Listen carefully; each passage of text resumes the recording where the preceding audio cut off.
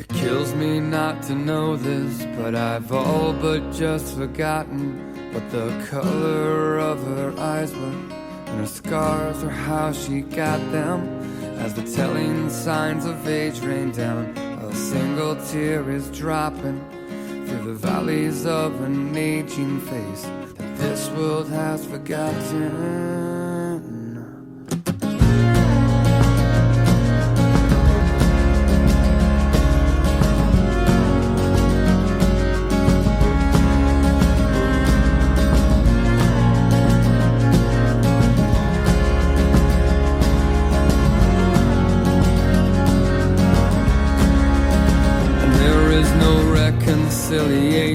That will put me in my place, and there is no time like the present to drink these draining seconds. But seldom do these words ring true when I'm constantly failing you, like walls that we just can't break through until we disappear. So tell me now, if this ain't love, then how do we get out?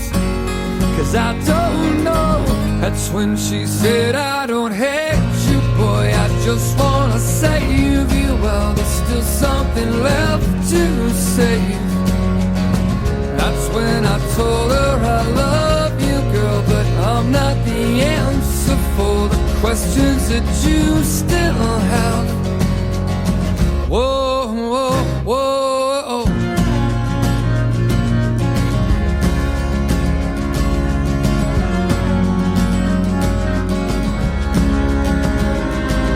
Day pressed on like crushing weights, for no man does it ever wait.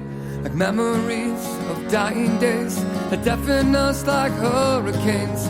Bathed in flames, we held the brand, uncurled the fingers in your hand, pressed into the flesh like sand. Now do you understand? So tell me now, if this ain't love, then how do we get out? 'Cause I don't know.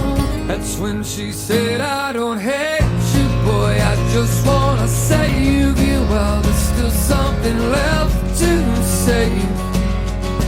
That's when I told her I love you, girl, but I'm not the answer for the questions that you still have.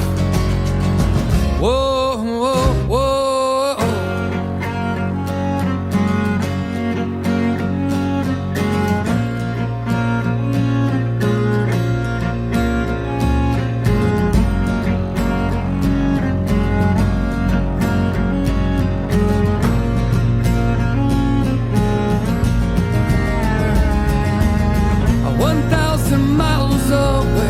There's nothing left to say, but so much left that I don't know.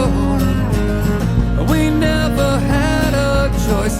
This world is too much noise. It takes me under. It takes me under once again.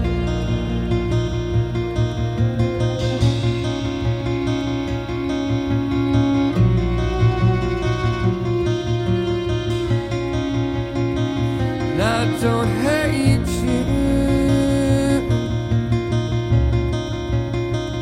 I don't hate you, no.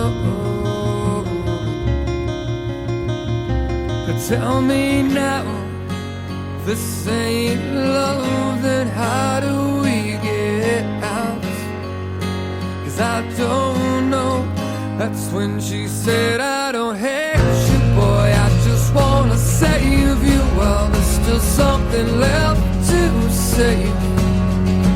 That's when I told her I love you, girl, but I'm not the answer for the questions that you still have. Whoa, whoa, and I don't hate you, I don't hate you, no. Whoa, whoa, and I don't hate you. No, I don't hate you. Whoa, whoa, whoa.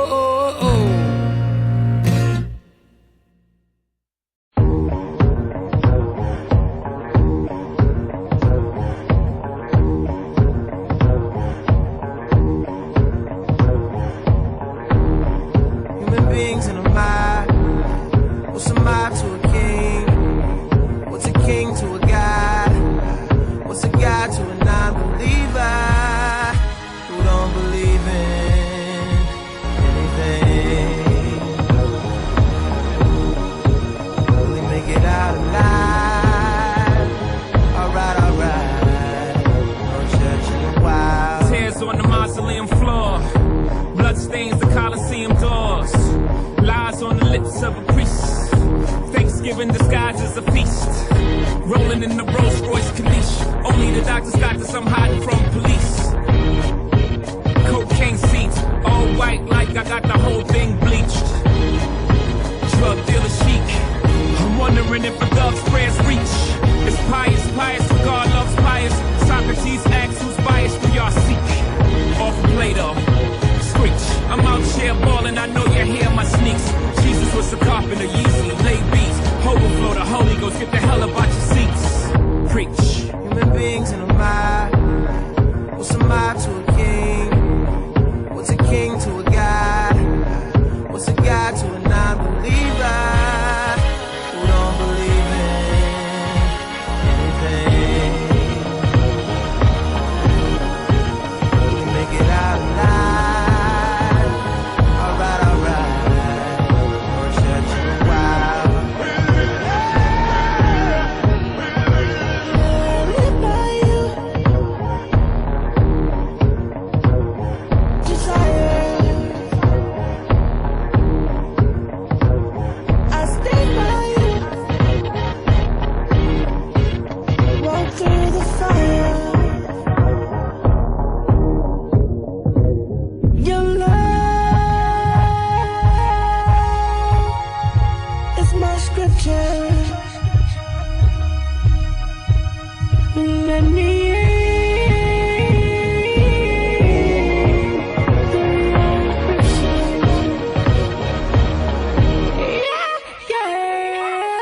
Coke on a black skin made it stripe like a zebra. I call that jungle fever.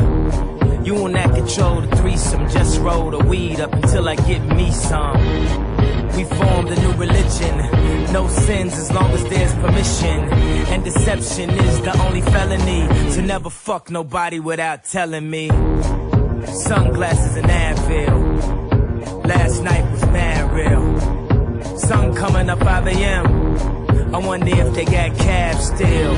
Think about the girl in all leopard who was rubbing the wood like Kiki Shepard. 2 tattoos, 1 red, no apologies. The other said love is cursed by monogamy. That's something that the pastor don't preach. That's something that a teacher can't teach. When we die, the money we can't keep, but we probably spend it all cause the pain ain't cheap. Preach. Human beings in a mob. What's a mob to a king? What's a king to a god? What's a god to a non-believer who don't believe in anything? We make it out alive. Alright, alright. No church in a while. No church in a while.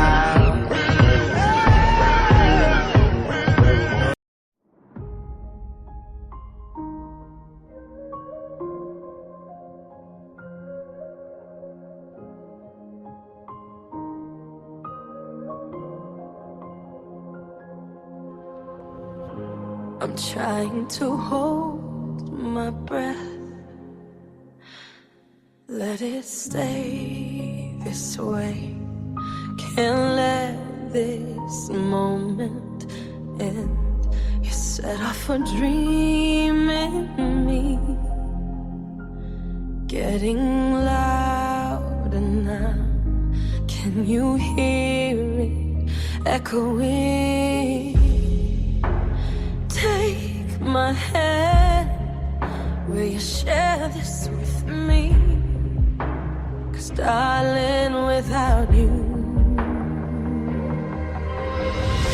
all the shine of 1,000 spotlights, all the stars we steal from the night sky will never be enough, never be enough. Towers of gold are still too little.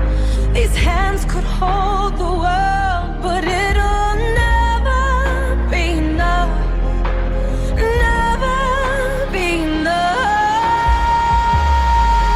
for me. Never, never, never, never,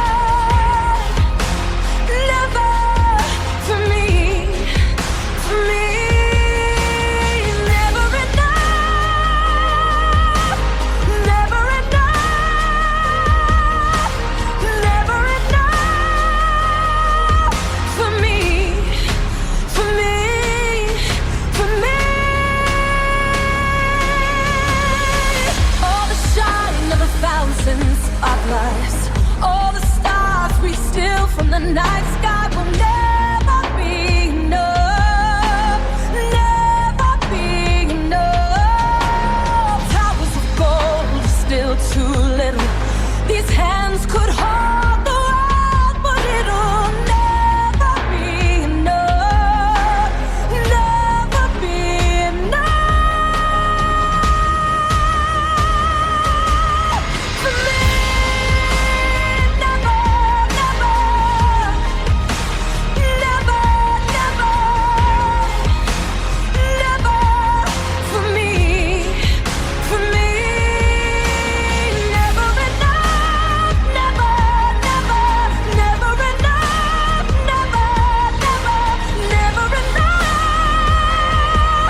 for me, for me, for me.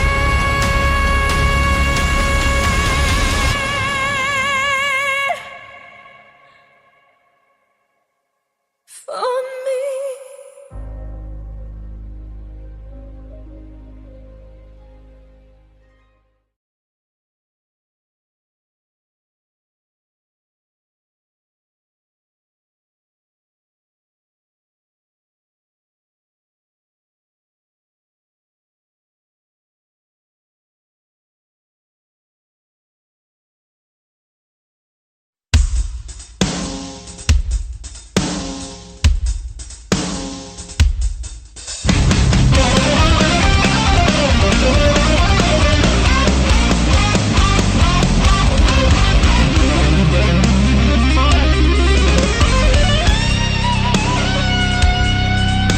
The devil went down to Georgia and he was looking for a soul to steal. He was in a bind and way behind and willing to make a deal. When he came across this young man picking a guitar and playing it hot, the devil jumped up on a hickory stump, said, "Boy, let me tell you what. Well, I guess you didn't know it, but I'm a guitar player too. And if you care to take this dare, I'll make a bet with you. You're a pretty damn good strummer, boy, but give the devil his due. I'll bet a guitar of gold against your soul that says I'm better than you." But the boy said, "My name's Johnny, and it might be a sin, but I'll take your bet, you're gonna regret I'm the best that's ever been."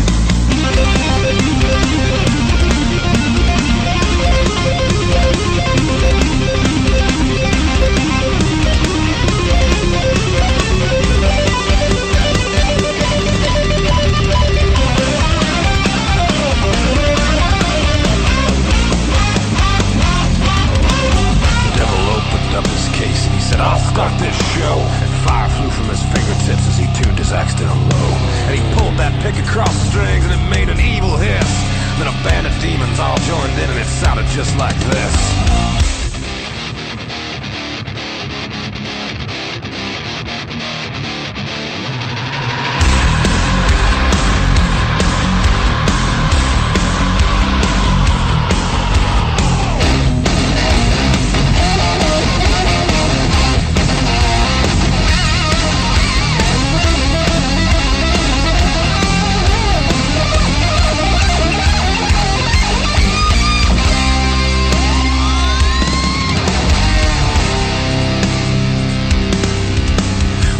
Finished. Johnny said, "Well, you're pretty good, old son. Well, sit your old ass in that chair right there and let me show you how the fuck it's done."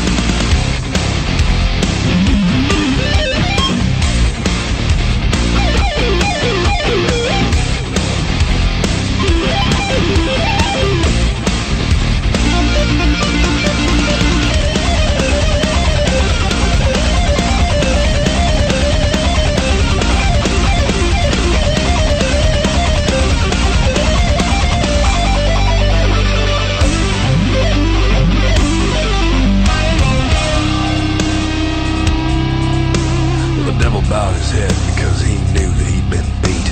And he laid that gold guitar down on the ground at Johnny's feet. And Johnny said, "Devil, just come on back if you ever want to try again. I done told you once, you son of a bitch, I'm the best that's ever been."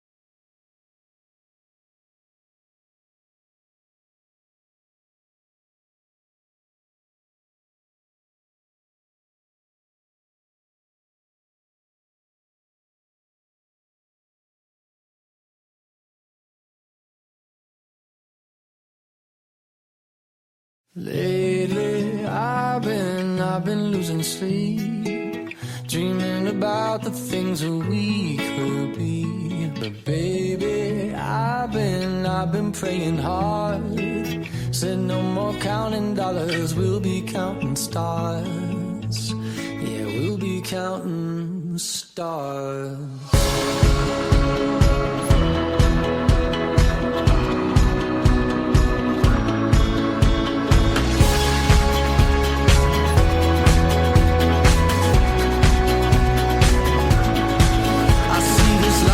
Like a swinging vine, swing my heart across the line. In my face is flashing signs. Seek it out and ye shall find. Old, but I'm not that old. Young, but I'm not that bold. And I don't think the world. I feel something so right, but doing the wrong thing. And I feel something so wrong, but doing the right thing. I could lie, could lie, could lie. Everything that kills me makes me feel alive. I've been losing sleep, dreaming about the things that we could be. Baby, I've been praying hard. Said no more counting dollars, we'll be counting stars. Lately, I've been losing sleep, dreaming about the things that we could be. Baby, I've been praying hard. Said no more counting dollars, we'll be counting stars. Hey. I feel your love and I feel it burn down this river every turn. Hope is our four-letter word. Make that money, watch it burn. Old, but I'm not that old. Young, but I'm not that bold. And I don't think the world is sold. I'm just doing what we're told. And I feel something so wrong. We're doing the right thing. I could lie, could lie, could lie.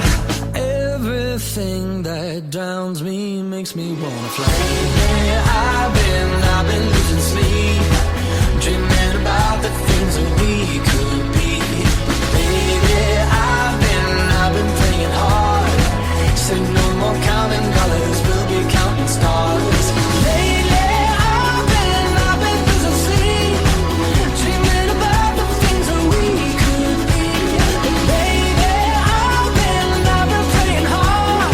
Say no more counting dollars, we'll be counting stars. Oh, take that money, watch it burn, sink in the river, the lessons I learned. Take that money, watch it burn, sink in the river, the lessons I learned. Take that money, watch it burn, sink in the river, the lessons I learned. Take that money, watch it burn, sink in the river, the lessons I learned. Everything that kills me makes me feel alive. I've been losing sleep, dreaming about the things that we could be. Baby, I've been praying hard. Said no more counting dollars, we'll be counting stars. Lately, I've been losing sleep, dreaming about the things that we could be. Baby, I've been praying hard. Said no more counting dollars, we'll be counting stars. Watch it burn, sing in the river, the lessons I learned. Take that money, watch it burn, sing in the river, the lessons I learned. Take that money, watch it burn, sing in the river, the lessons I learned. Take that money, watch it burn, sing in the river, the lessons I learned. Holy fuck, what's going on, everybody? I don't know if you'll be able to hear this, but let's try. Oh, I touched my car there. So that's my new tuning fork. It's one of them, it's in the C. After reading and watching and learning about Dr. Jerry Tennant and can't remember his title of his book, but it's electricity voltage, healing is voltage or something like that effect. Well, he uses tuning forks along with having the right pH in water and stuff like that. And I found it fitting that, a few videos ago, and now I wrote part 2 for, I'm not even going to mention any names anymore, because it's a new day, it's a new reality, my life's going in such a great direction right now, so I'm not even going to immerse myself in any more negativity or what other people may be saying or teaching. That's fucking irrelevant to me. I made my episodes, so if anyone out there is into any kind of Western magic or chaos magic, who ends up finding the Thunder Wizard and reading his stuff and likes his stuff, and then, they start seeing the videos where he kind of craps on Western magic and chaos magic, saying we don't have any rules, and if they start getting down on themselves, well, I made enough content out there to be a counter voice against that. It's in the archives, it's not going to go anywhere, so if they come across it and it helps them to realize, okay, well, what he says, he's not the only person saying this stuff. Actually, he's probably the only person saying this stuff in this community, that it doesn't work and it's not good for you, versus, I got all these other teachers like Frater Xavier, and so many more that say this stuff works. And now there's this other guy who directly goes against the Thunder Wizard and says that he's wrong. So, sorry, I was supposed to name drop, my bad. I put that out there for anybody who ends up watching his stuff and starts feeling like a piece of crap. Once again, he's taught me many things, and I have nothing personal against him. I think he's a man like everybody else, and he has his issues like everybody else. So I don't fault him, I don't hate him, and I don't want to see anything bad happen to him. I want him to receive everything he wants to receive in life. I think he deserves to receive everything he wants to receive in life. When I see somebody in scarcity still teaching when they're in scarcity, well, I don't want their students to adopt their scarcity mindset. Because, like I said, you become the people you watch. The people you intake is what you're going to become. You know what I mean? It's just... But anyway, so that was the reason, one of the reasons for, the videos and all that. Anyways, so I put the video on YouTube. Obviously, it's on my podcast of yesterday. Now, my yesterday podcast did not finish completely. Me and my wife were fooling around, so I decided to, it was an accident. I slid everything up on my fucking iPhone, closed everything, and then I closed that speaker app before Frater was done. And it's not on the episode on YouTube, but on the episode on my podcast, I found the part that I wanted to play about you're not completely mature until you have kids, responsibility, someone else's life in your hands, until you love something more than yourself, and not really more than yourself, but people that don't have children can't understand that, and if they're teachers, they'll say you got to love yourself before you love anybody else, and that's true. But when you have children, it's like, that love changes, that dynamic changes. I'm not saying there's anything wrong with anybody who doesn't have kids or doesn't want to have kids. I'm not saying that at all. I'm saying you guys have a different outlook on things, and you guys can teach the other people that are getting into magic that are the same as you. You teach them what worked for you, and that's great. But don't limit yourself to only what happened with you and your beliefs. Because if you don't have other experiences, such as a huge one like having children and responsibility for children, if you don't have that, well, you can't really remark on it. You can't really say anything about it, And it's not to say I'm better than you. Like, God, there's some days, man, I love my kids to death. I love my family. I love our fucking dynamic. But there's some days, if it was just me and my wife, man, it would be so much simpler. And I know that's mean to say, but if I didn't say it, I'd be a liar. If I said, no, I love my family and I love all my kids, it's like, yeah. And I do love them unconditionally, but at the same time, it's like they fucking make me angry sometimes. And sometimes I wish I didn't have them. And that's perfectly reasonable to make that assumption and think that. Because it's true, people think that from time to time. And to suppress that is to, suppress a part of you that wanted to be taken out, You deal with it, you say it, you let it go, And it's okay.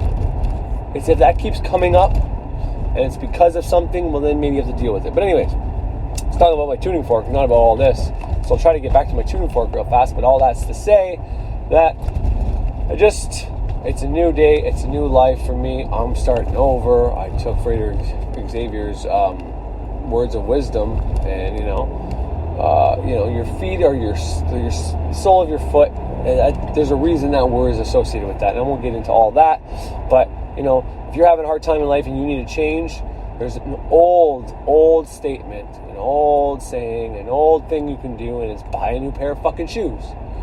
By changing your shoes, you start changing your life. You open up the doors for a new life. They say walk a mile in someone else's shoes. Well, if you don't like the miles you're going in your shoes right now, you buy a new pair of shoes and and it's true. I've bought a pair of boots and a pair of shoes recently. I got a new pair of Nikes, and I got 2 new pairs of work boots as well. And guess what? I am changing my life. Everything happened. It's like, well, you had to get the work boots and all that for that job you were talking about, Corey. It's like, yeah, but I bought the shoes before I got that job, and then boom, it's pretty, I don't know, it's one of those symbolic things that you do, and you can say, well, this was already in the cards before you did it. But chicken and the egg is linear, and if you look at things in a linear fashion, some things it's okay to look at it in a linear fashion, but most things you should really look at it as a circuit. What you put out there comes back to you, and what comes back to you is going to affect you, so then you're going to put something back out there. And that's where the magician knows that, okay, if I'm in scarcity right now, I'm having a hard time, or times are tough, and everything coming back to me, it's like, fuck, everything I do, I'm trying to get ahead, but these bills just keep coming in, and these kids just keep needing more things, and I don't have the fucking money, and then this Christmas bullshit's coming up, and it's like, I gotta buy all these gifts and pretend it's from, or, do whatever, and it's like, I can't, and you can make it worse, and you can focus on that, or you can say, you know what, I'm gonna take one fucking step at a fucking time today, okay? I'm gonna see what I can afford, see what I can't afford, and see if there's other options out there, see if some of this stuff I can get cheaper, see if I can do overtime, see if I can just manage to just do one of these steps at a time so I don't lose my freaking mind. And then from there, maybe things end up not being so bad because you're not stressing about these events that haven't happened yet, and you decide to say, you know what, I'm just going to let things happen, I'll deal with them as they happen in a constructive and appropriate way. And from there, things will get better. And if you are having a hard time and you don't have money and you're waiting for some money to come in to, get to the next part of your life and all that, it's like, well, that's great. You hold on to that and you keep feeling the feelings that you need to feel as if that money has already come to you. Try that and see if it doesn't come fast. At the very least, if you're focusing on something you're grateful for and happy that's about to happen to you, rather than, when's this going to happen? When's this going to happen? Holy fuck, I need this to happen. I need this to happen. Holy shit, blah, blah, blah, blah. Or fuck, my life sucks and all this crap. That none of that's going to serve you. None of that's going to do you any damn good. So, best bet is to, like I said, we want to be at the cause, not at the level of the effect. So, most people are at the effect. They do all these things that, and technically they're at the cause. They just don't know it. Okay, everything they say, everything they do, everything they read, everything they watch, everything, okay, causes the effects in their life. Everybody's at that cause. They just don't know it, whereas we know it. We know it. So once we know it, whether it's bad news that comes in, good news comes in, whether you still decide to watch TV even though you know it's programming you, and not in the ways most people say, but, or you decide, no, I'm not going to take any external stimuli that's going to affect both my magic and my mind state and the things that are going to happen in my life, You start controlling all the things outside of you so that you can start saying stuff and doing stuff that will affect your reality. But how effective are you going to be, whether you're taking action or trying to change your thoughts, if you're still taking in all the same external fucking shit you were taking in when your life wasn't working? So you get into magic because you want to change your life. But prior to that, your life wasn't fucking working very well. So you start watching a few occult things, you start doing a few practices, but then you're still watching the same TV shows, still talking to the same people that just fucking talk about drama and gossip, and you still watch conspiracy stuff. It's like, well, you're doing a few new things, so you're going to change a couple things potentially in your life, but for the most part, you're still taking in all that other junk that you were taking in when your life wasn't serving you and nothing was going well. So it's not really going to do much change for you. You get rid of all that and you focus solely on what you want. And that could be multiple areas, like I said in my last video, which is like the secret to life is having goals. And when you're attaining these goals, you get the the high, the normal, natural high, instead of having to take heroin. But you get that feeling, and it helps you. You know what I mean? You have these goals. Anyway, sorry, I lost my train of thought. But I'm rambling on over and over again, and all this was to say that I'm done focusing on either people or things that, I'm supposed to be done focusing on things that piss me off. And for some reason, I kept tuning into the Thunder Wizard and to watch him because, he was giving me useful information at times. But also, I would be triggered by him. And like I said in a couple videos ago, I think it has a lot to do with whenever he was pretending to be a lizard, and I initially thought he was trying to deceive people. I was like, what the fuck is he doing? So I associated all that negative emotion with his face, and every time I watch him, I have that same fucking thing happen because I was staring at him as I was like, wow, because I don't like when I think people are trying to deceive people. Who am I to go around and try to protect people? Like, it's not my fucking job. I shouldn't be doing that. Okay, I know that, but for some reason, when I see something and it's like, well, that's directly going to affect a lot of people getting into spirituality. I mean, he's got 20,000 subscribers. I mean, that's a lot of people to fuck with. And I feel like, holy fuck, I got to do something, I got to fight that urge to do that. If people are meant to find that, and if it does fuck them up for a bit, well, it's just a way they're going to become either not so naive, or it's the test to see if they can actually handle this shit, and if they can't handle it when they get out. So I'm not going to go around doing that shit anymore. But I think it has a lot to do with that. But I don't want to even get into that anymore. If I'm going to watch the same people that got me to where I am, that allow me to have the new programming in me that magic is real and I can change my reality, I'm going to put that in me. I'm not going to put somebody in me who's telling me the stuff that I do that works doesn't work, or it's not the good way to do it, or it's not as powerful, or whatever. I'm not going to take in that because my tradition has been working like phenomenal. So I'm not going to just fucking listen to someone who says it doesn't work. I mean, that's just silly. So anyways, I wanted to say a little bit on this because, there's not much. I think it's like 27 minutes long that was missing from yesterday's podcast. And it was because, he promotes finding your passion and bliss and your true heart's desire above all, and taking action to do that. And there's nothing wrong with that. That has to be something part of your practice, but it's not the way to get to enlightenment by any stretch of the imagination or any means. And I'm not saying that's what he says. I'm not saying that at all. But what I'm saying is, if you think that it's how to get to enlightenment, well, you're clearly wrong. It's how you get to a place in life where the suffering and the shitty aspects of this life that we live in this world, isn't so bad. Because if you have a passion, and whether you get to do that every day and it makes working your job not so bad, or you are able to take your passion and you are able to make a profit from it, well, then you're really living your dream, and that's a good thing. But that's enjoying this physical realm by realizing what your passion and what you're meant to do here.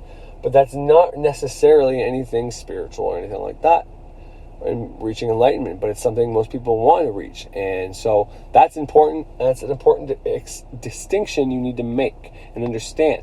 If you're finding that and you're going for that, it doesn't really make you spiritual. It doesn't really make you an enlightened being or evolved or transformed. And it's not to say that, that will do you a world of good. That is a good thing. That is like my goal. My goal is not to become an enlightened being. My goal was to learn how to manifest what I need for while I figure out what the fuck I want to do. So I can not go to a job I hate every fucking day. So I can have more time for my children. So I can potentially take the steps and put money in the bank for my kids' future and all this shit. Was there something to this occult stuff? Was there ways that I could manifest and stay home? And I did that for quite a while. And was there a way while I'm at home I could figure out what to do? And, so I figured out, yeah, you can implant suggestions into your subconscious via different types of symbolism and different types of magics and different things to keep you grounded, but at the same time, teach you about, higher states of being, higher states of mind, different planes, whatever you want to call that. And, some people are really drawn to that. I fucking am. But anyways, so after you hear Frater Xavier finish off what he had to say, you're going to hear Carl Jung, in Carl Jung is, it's Jordan Peterson speaking for Carl Jung, of course, but, it's the part where Jung says that to reach enlightenment, to become a wise person, to be a leader, whatever the case is, it's not by following your passion or your bliss or doing what you want to do, is how you fucking receive that. As if that was the case, most people would be these fucking walking fucking wise fucking everything walking around here. But that's not the case. What you're looking for is normally in the darkest part of you because you suppressed it. And I think this goes hand in hand. I think to find your passion and bliss, it's not always as easy as, well, what's that one thing you really like to do? Well, that's what you want to do with your life. So follow that and you're going to be good. I don't think it's that easy. Because I know a lot of people say this, how do you know what's programming and what's not within you? How do you know that you don't have this program that says you watched your uncles and your cousins and your dads and everybody surf when you were a kid and you thought it was the coolest thing, and then you go out there and surf and it's a great time and you have fun because it is fun to do, but ultimately it's not what you're meant to be doing every day, especially if you haven't found a way to make a profit off of it or maintain whatever off of it. Like, there's something probably more that you need to do, and normally that's in the darkest place because you suppressed it. So the thing you need to find is tied to the thing that you've been hiding from and not going after because it's connected to all this trauma and dark shit. Once you release that, maybe then it's possible to realize that, holy fuck, I can do almost anything and be happy. I don't know. These are questions I haven't answered yet. So anyways, I'm going to play it without further ado, and I don't think I'll be coming back on, but you never know. But my wife is doing some pretty important work today. It's her first time interviewing people for the job. And, she just trained for this on Thursday and Friday to be able to do this for people. So now she's actually, she's got, 30 fucking interviews today lined up. And my kids are all at home because obviously it's Saturday and I'm not even at home right now. So I don't want them running in the room. So I have all my kids on, on duty to not allow my youngest daughter to bust into that room and say, "Mommy, mommy, mommy," while she's trying to interview somebody. Although that's more acceptable in this day and age where people are all working from home due to our circumstances. But, nonetheless, I don't want my wife to be stressed out and, anything like that, because I couldn't be prouder of all the things she's accomplished within her life. She is absolutely a fucking astounding woman. And I wasn't kidding, when I said, she was sexy as hell whenever she was going to protect her kid, her cub, being that ferocious fucking protective mommy there, going to the skate park. Work's not even done, get in a car, babe, and, not even telling me to shut the fuck up. I'm dealing with this. Holy shit. Don't fuck with a mommy, man. Holy fuck.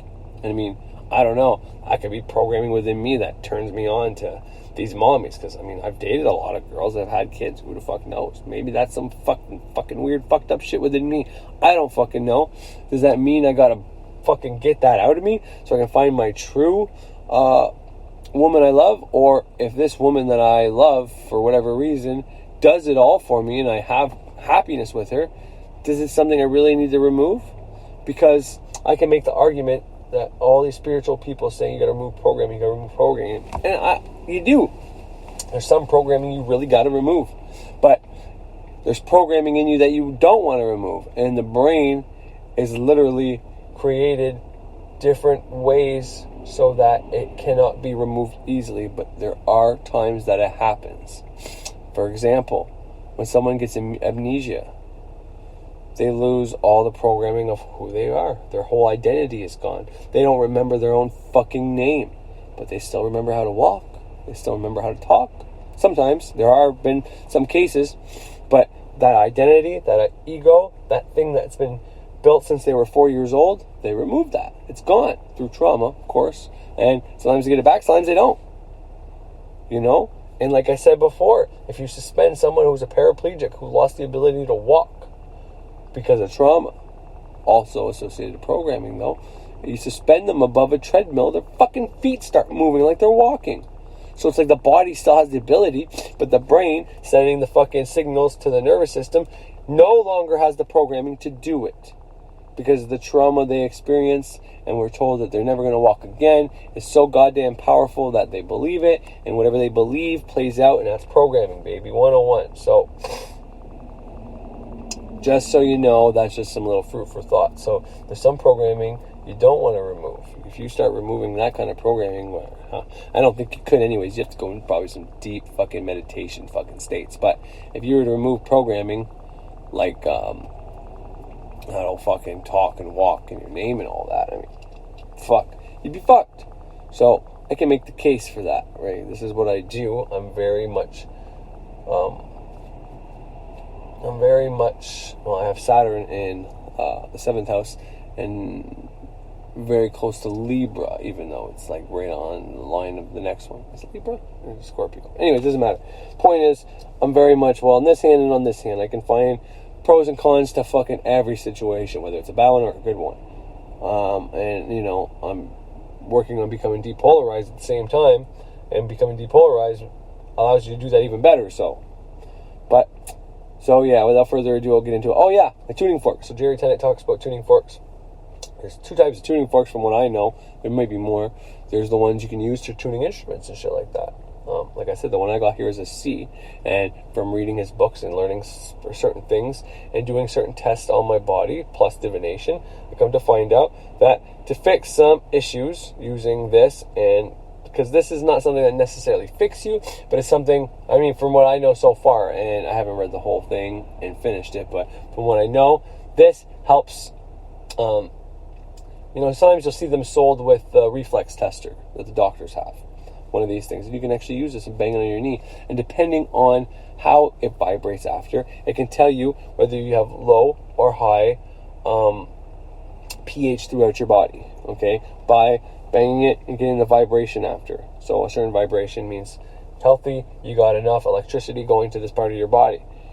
Okay, so that's what these tuning forks are used. This is how I use them. It's not for ASMR and all these other things. Although they make resonance like that can get you in there. I mean, that's what High Percentage Magic was using for that episode I put on YouTube and on my podcast where he was banging them, you know. It made it sound a lot better than this, but, you know, nonetheless. And it's because I don't have a crystal to bang it against. I'm banging it against something that's, you know, not so hard. So I'll figure all that out. But point is, what I learned about tuning forks for a medical and I don't want to say holistic, but throughout our body, there are like these battery packs that send electricity to all the cells in your body, okay? And your muscles is one of those things that recharge the battery packs, according to Dr. Jerry Tennant. If you haven't ever looked up his stuff, you need to. Because if you're going to do any type of healing magic and you don't understand this stuff, breath work is number one, then it's the water you put in your body. Water you put in your body is very much associated to the cells and cell regrowth and having enough electricity in your body for all your cells to regrow, to keep your organs strong and everything else like that. And I can make the argument against people that say, can't drink, can't smoke, don't do caffeine, all these things, which will deteriorate your body. But if you are doing putting the proper electricity in your body, using a tuning fork to make sure all the parts of your body are still tuned up, because your body's an instrument, by the way. But anyways, and you find a spot in your body where it's not so strong, the vibration coming off of it, well then you go into the book that I have from Jerry Tennant, and it tells you what battery pack and what muscles and what's the other word? Anyways, there's all these things, because every part of the body has a different, like, command center or wherever the energy goes to. So there's the main part where the energy, the electricity from the water, the high pH water you drink, whether you're using, like, it starts with a C. But anyways, it's like algae, basically. But algae, the type of algae that you can actually drink, starts chlorella. Taking chlorella is really, really beneficial for you. I put very little bit in my water with my Himalayan sea salt. And if you didn't know, salt water is electricity, hydroelectricity. Think about it. It won't take you far to know. I can light up a fucking light bulb with a coil, a magnet, and salt and water, and I can just push the fucking light bulb in the water. It's not very fucking complicated. You can look it up on YouTube if you don't believe me. Some of them are frauds that just make some bullshit up, and some of them actually know what the fuck they're doing. And then I learned from both. I learned what not to do by the frauds, and then I learned what to do by the real people. And obviously, the frauds were all the ones that did this fast little fucking thing just to get views, and then you had to go watch the complicated ones and actually have to understand it a little bit. But anyways, point is, that's what I'm using tuning forks for. It's not to make resonance and all that. However, maybe at some point I can. So right now I have the C because there's a specific part of my body that was telling me something, and from what I read, this is the one that's going to be able to diagnose that one properly because of the resonance and because, like, you know, different organs, different parts of your body, 7 notes, 7 planets, 7 energy centers, all that stuff is all connected. It's incredible. But yeah, so you're able to kind of diagnose your own body to a certain extent. I mean, if you have illness, you're not going to go there with a tuning fork if you have this like shooting pain and it feels like your spleen just ruptured inside of you and you got minutes to get to the hospital before all that poison kills you from the inside out. It's like, oh, I'll take my tuning fork and just bang it over my spleen and it'll be okay. It's no, that's not how this shit works. But this is associated to cell growth, okay? And everything starts at the level of the cell. So before your spleen gets that bad, because it's part of, maybe not necessarily the organ system, but I think it's like a lesser organ. It's definitely that big sac that has all the poison and fucking bile and different things in your body, which is why if you have mono, you are not allowed to play any sports. I had mono, the kissing disease as a kid, and I wasn't allowed to play hockey or football or play gym, and it was heartbreaking, man. And my last week I did it anyways, but that spleen would have ruptured inside of me. It would have been brutal. My buddy Mark, we were skateboarding, playing a game of Pig, and he fucking fell to the ground, like just skating, about to do a fucking, I don't know what it was, what his trick was going to be, but he never got to it because then he just fell down holding his side, and, you know, we were all high because we smoked pot and skateboarded in high school, you know, we were the classic stoners, or the typical stereotype stoners, and, you know, we were freaked out, but we did what's right and got a teacher out there, and they kind of knew we were high, but they put it aside to get Mark the attention he needed, and yeah, it turned out his spleen ruptured just by skateboarding. He didn't even know he had the mono, and that's why I got checked. And yeah, we all had to stop. And it was like a big group of guys and a few girls, and so it was pretty fucking telling how many of us were doing stuff with the 3 girls. But anyways, that's, you know, you're in high school, you gotta do shit, man. But anyways, so that's a whole lot of information about a bunch of shit that I don't even know why I'm talking about it. But I really gotta go get in here and get the fuck back home before anything breaks out and my wife kills me. And once again, you don't want to fuck with those mommies, man. But yeah, so I'll finish this bitch off, and I'll probably, after this, I'll probably just play a few songs, and if I have a chance, I'll come back on here and talk some more, but most likely I'm just going to call her quits. And yeah, I just wanted to finish off what I didn't get to play yesterday. So before I go, woo! Oh, I love it. I freak my kids out, man. They don't see me coming. And, like, if you don't even bang it hard, it still gives off a vibration. So they won't be seeing me. I'll just tap it on my hand. I'll put it, and then you're like, because when you put it near your ear, I mean, you can just feel the vibration. You don't necessarily hear a sound, but you feel the sound. It's so strange, and it's so cool at the same time. But anyways, I hope you enjoyed this little fucking, I don't even know how long it's been, like 30 minutes of fucking shit talking, or maybe 25, but yeah, have yourselves a great fucking day once again. Things, the element of earth, but that's not what abundance is. That is a result of abundance when you combine it with the proper mindset, the element of air, and drive, passion, ambition, and taking action, fire, and you combine those with abundance, the emotion. It is then that you will start reaping the material rewards. Because the element of earth is comprised of the other elements. Now, we've already talked about the other two. We've talked about the importance of having the proper mindset. And we've talked about finding your passion and taking action and being on your purpose. And if you begin to do those two, then your cup will begin to fill. You will start to cultivate your own positive emotions by doing what you are meant to do.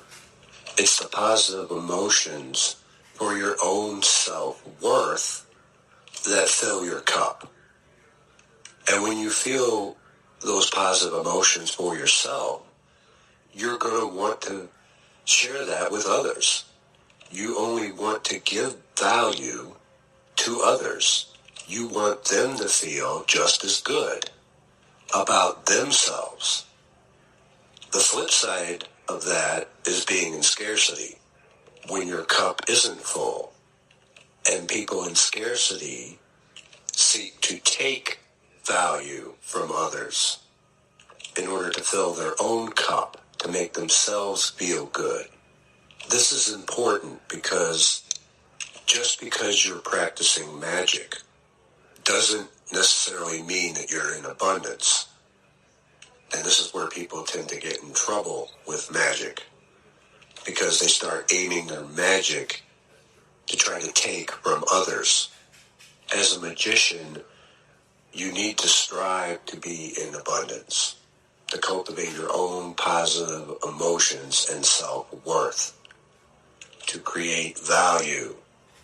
And it's quite fitting that R.S.D. Tyler talks about abundance quite often and how it relates to men and women, seeing as how he runs, for a lack of a better word, a pickup site and company. Because this is one of the best examples of how you know you are in abundance, especially for you men out there. Someone in scarcity will try to take value from someone else. I had someone write into me quite a while ago about wanting to use magic just to get laid. And when I didn't give him the answer that he liked, I noticed he had gone over to a left-hand path magician's site and asked the same question. You see this scarcity when men look at women as objects and want to take value from them, wanting to get something from them, sex from them, without any consideration for the human element, for the woman whatsoever. For she is just a means to an end. And it's because you're not in abundance, that's why you don't get laid. Because women can sense that stuff by your behaviors. You're not trying to give value to her, you're trying to take value from her. You'll see this in relationships where one party will become jealous and controlling, as if they own the other person. This can even lead to becoming abusive, whether verbally, mentally, or physically. Those in scarcity can become quite dangerous, not only to others, but to themselves as well. And this goes back to their own self-worth. Their cup is empty. Or if they were in abundance, they would have many other options available to them. And if they had those many other options available to them, there would be no need to be jealous or controlling.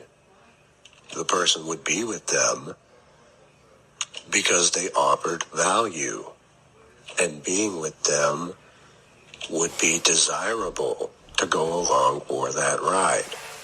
Instead, the person in scarcity wants to cling on to the other person and control the other person, and can become abusive to that other person in an attempt to hold on to that value the other person provides. They don't know when they're going to get someone else again. And we can see this in money as well, where those want to take from others without providing any value in return. We see those in scarcity seeking power, and it's said that those who seek power are rarely fit to wield power, which brings us back to the occult. It's those people in scarcity that are slinging hexes and curses and worried about what the other person is doing, trying to compete, looking at everything around them instead of looking within. But many people would rather die than to do any work, any real work upon themselves. And so in scarcity, they remain.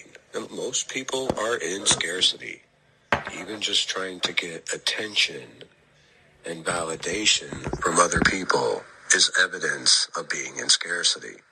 Or if you had your own positive self-worth and emotions, and your cup runneth over, you would not need to seek that validation. You already have your own validation. Know thyself. And so knowing whether or not you are in abundance can be simply summed up by asking yourself the question, are you giving value to others or are you taking value from others? Bob Proctor had a great post on Facebook today. It all starts with leaving others better than you found them. And if you're not striving to do that, then you are in scarcity.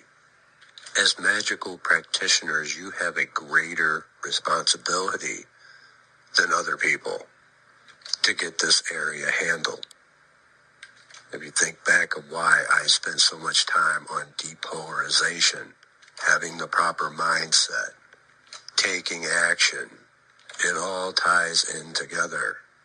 And as much as I hate to use another Star Wars analogy, it will make the difference between you becoming a Sith or a Jedi, whether you're giving value to other people with your cup running over or trying to take value from others since your cup is empty.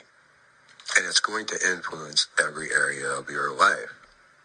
And quite frankly, if you're in scarcity, you don't deserve to have the things that you're trying to take from others.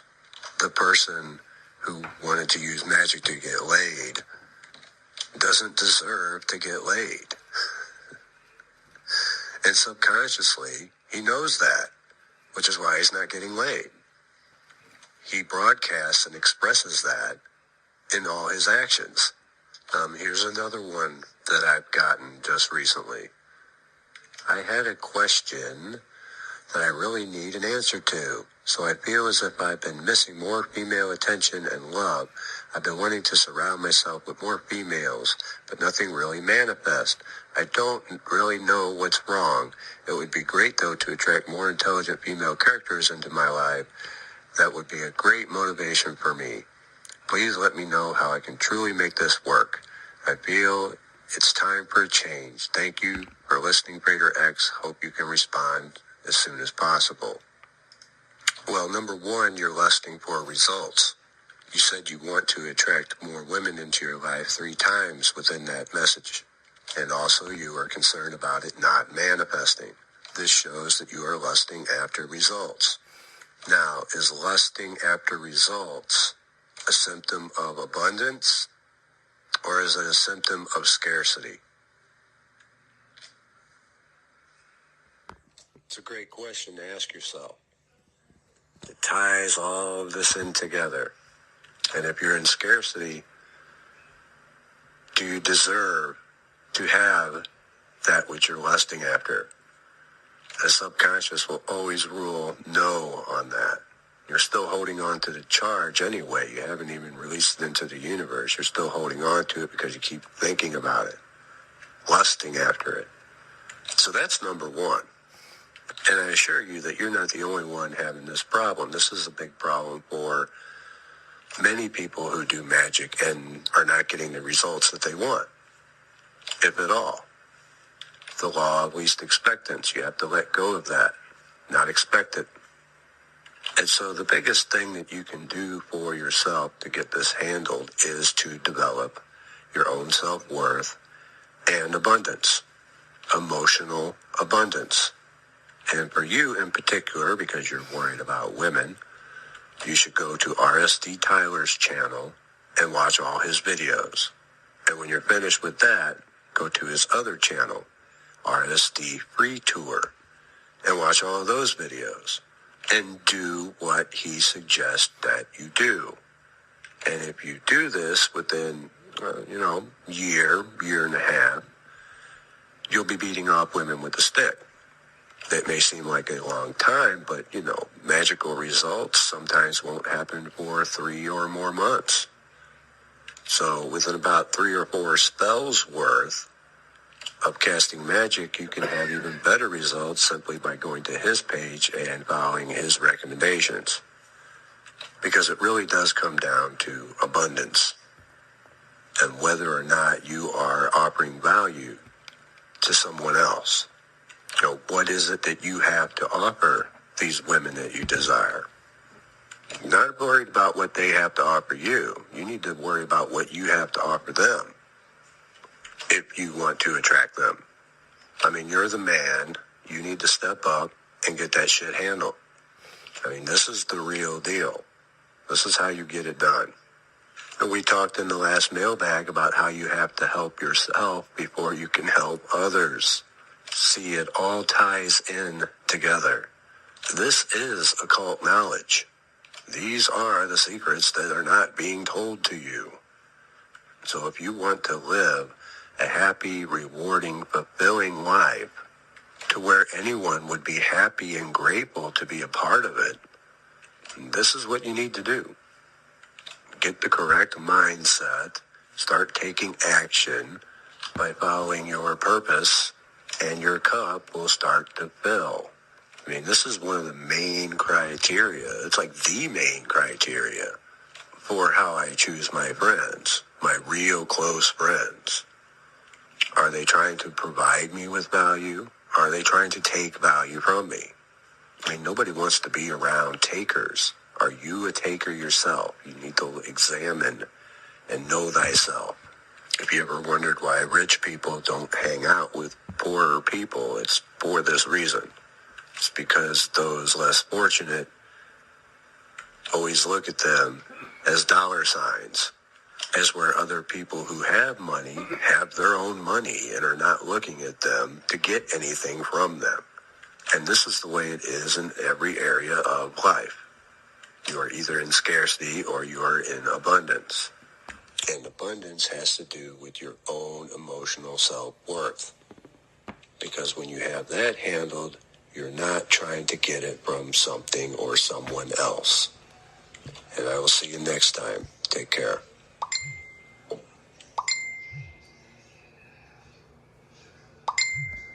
Cruelty is a higher moral being than someone who is capable of cruelty. And I would say, and the reason that people go watch anti-heroes and villains is because there's a part of them crying. It's also partly why the path to enlightenment and wisdom is seldom trod upon, because if it was all a matter of following your bliss and doing what made you happy, then everyone in the world would be a paragon of wisdom. But it's not that at all. It's a matter of facing the thing you least want to face. And everyone has that old... There's this old story in King Arthur where the knights go off to look for the Holy Grail, which is either the... Might be some say that someone who is incapable of cruelty is a higher moral being than someone who is capable of cruelty. And I would say, and this follows Jung as well, that that's incorrect, and it's dangerously incorrect, because if you are not capable of cruelty, you are absolutely a victim to anyone who is. And so part of the reason that people go watch anti-heroes and villains is because there's a part of them crying out for the incorporation of the monster within them, which is what gives them strength of character and self-respect, because it's impossible to respect yourself until you grow teeth. And if you grow teeth, then you realize that you're somewhat dangerous, or maybe somewhat seriously dangerous, and then you might be more willing to demand that you treat yourself with respect and other people do the same thing. And so that doesn't mean that being cruel is better than not being cruel. What it means is that being able to be cruel and then not being cruel is better than not being able to be cruel.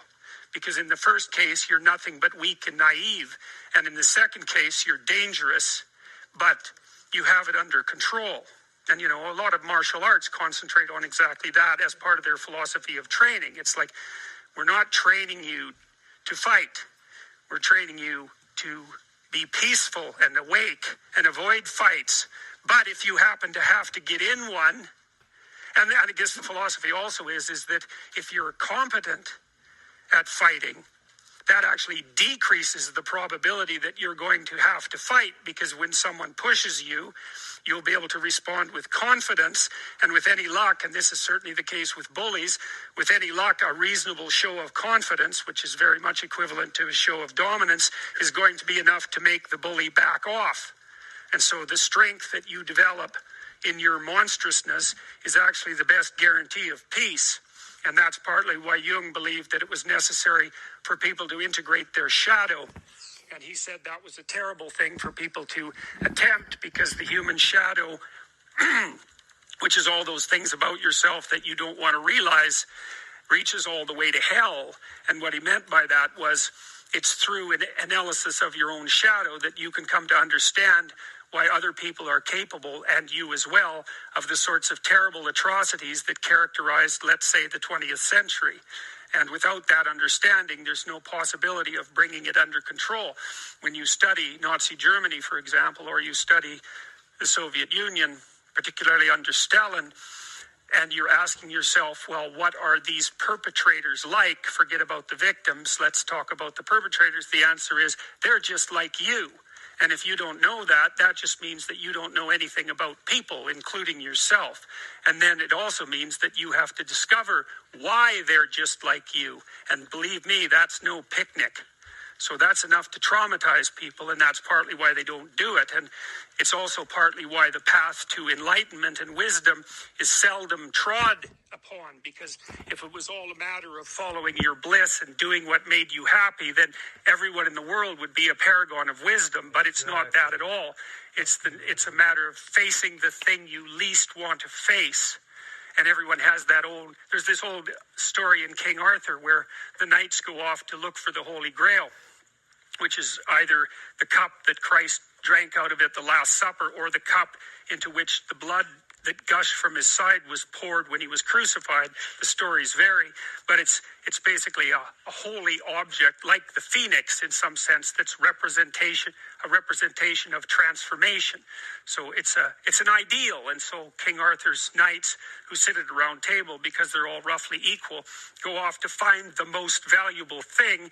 And where do you look for the most valuable thing when you don't know where it is? Well, each of the knights looks at the forest surrounding the castle and enters the forest at the point that looks darkest to him. And that's a good thing to understand, because the gateway to wisdom and the gateway to the development of personality, which is exactly the same thing, is precisely through the portal that you do not want to climb through. And the reason for that's actually quite technical.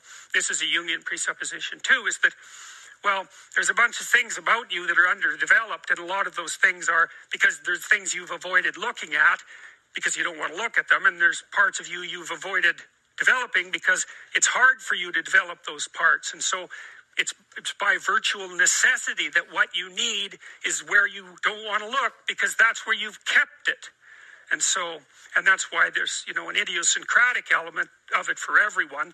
Your particular place of enlightenment and terror is not going to be the same as yours, except that they're both places of enlightenment and terror. So they're equivalent at one level of analysis and different at another.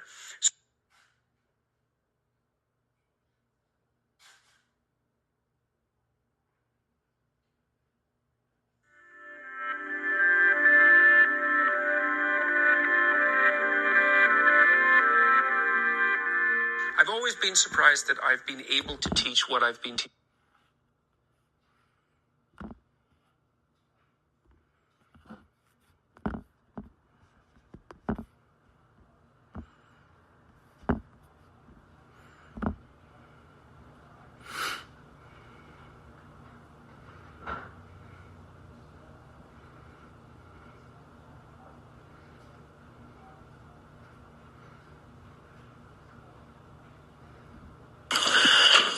How are you, sir? My name's Steve. I just wanted to ask you about this experience that I had after watching one of your lectures that really profoundly impacted me, and I was wondering if you could kind of help me out with understanding this.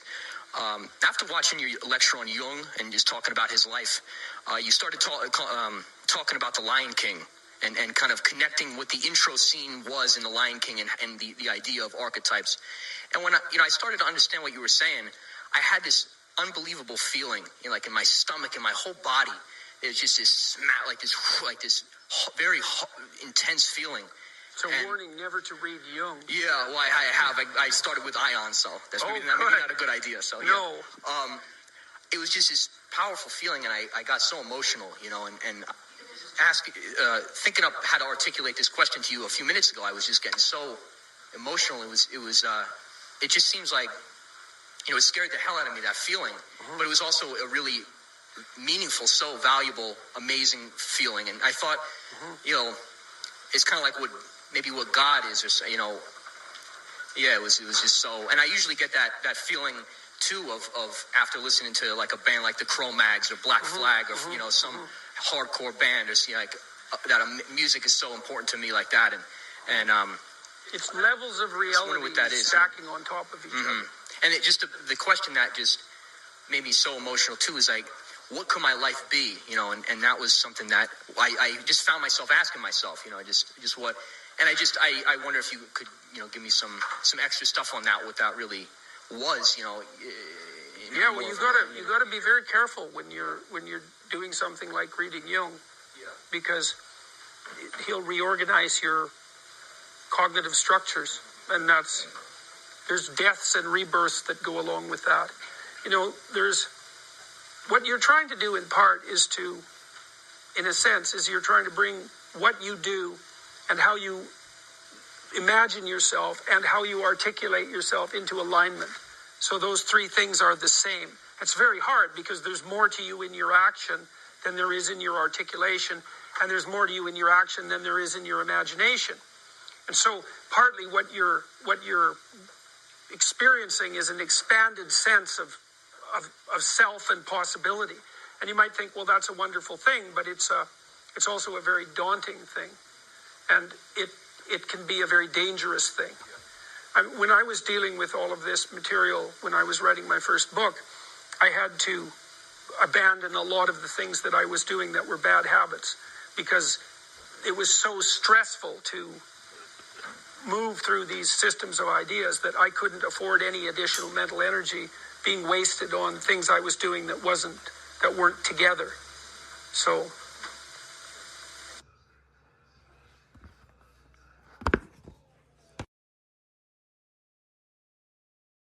in Ottawa, going to his appointment with no intention of knowing that he no longer has epilepsy. I didn't even think we were going to get test results or not. Well, my wife told me at 10:30 they had a consultation with the doctor, so I knew maybe it was possible, but I never thought it would happen. I realized it was just Mercury Day, and that's probably why. And then it turns out he no longer has epilepsy, so fucking awesome. And then I gave a bunch of ways of things I did, so it's not like I just did one simple spell. I did a multitude of things, and you can say, well, fuck, that doesn't help. I want the one single spell that does it. It's like, it's not one single spell that does it. It's a multitude of things. And if you really want to heal somebody, why not do them all? As stupid and ridiculous, or as elaborate, as complicated as something might be, do it if you really care about it. Fuck, And which brings me to this next point. So, my podcast went down. I recorded a part to go a little bit further into the salt and water thing, and give a few more examples, like, people used to make their meat last longer by putting it in salt and water, using salt to as the first kind of preservative, a natural preservative, versus the unnatural ways we preserve food now. All that food in the middle of the grocery store that's not in the frozen or in the fridge, you should leave the fuck there. But anyways, and then using my tongue pierced when I was a teenager. I had to use salt and water to keep the infection away. And if you have a throat infection, the doctor also advises to do that, or at least they used to whenever I had my last throat infection.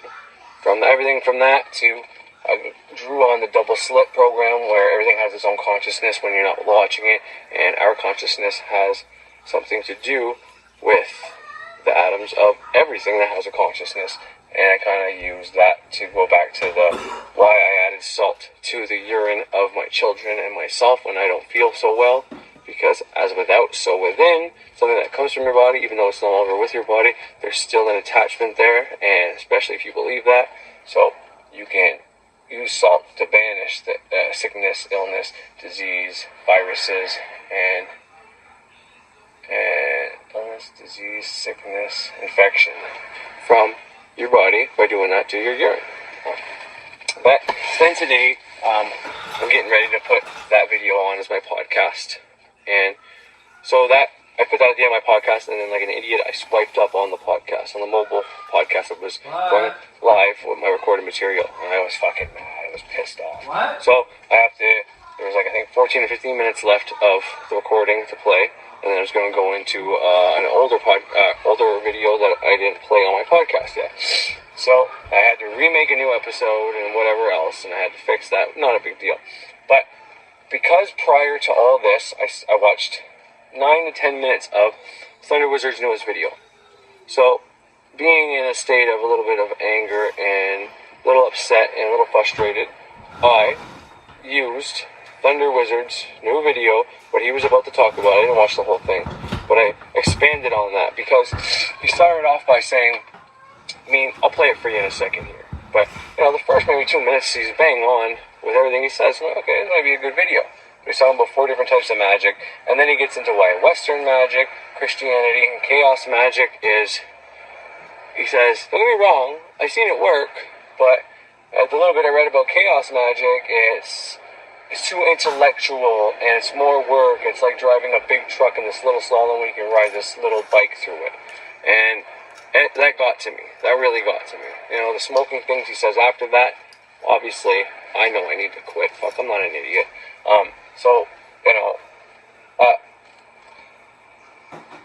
It's not him going against my tradition that I'm against here. And like I said, I'm going to play my 2 little rants that I made within my video for you guys, within my podcast for you here.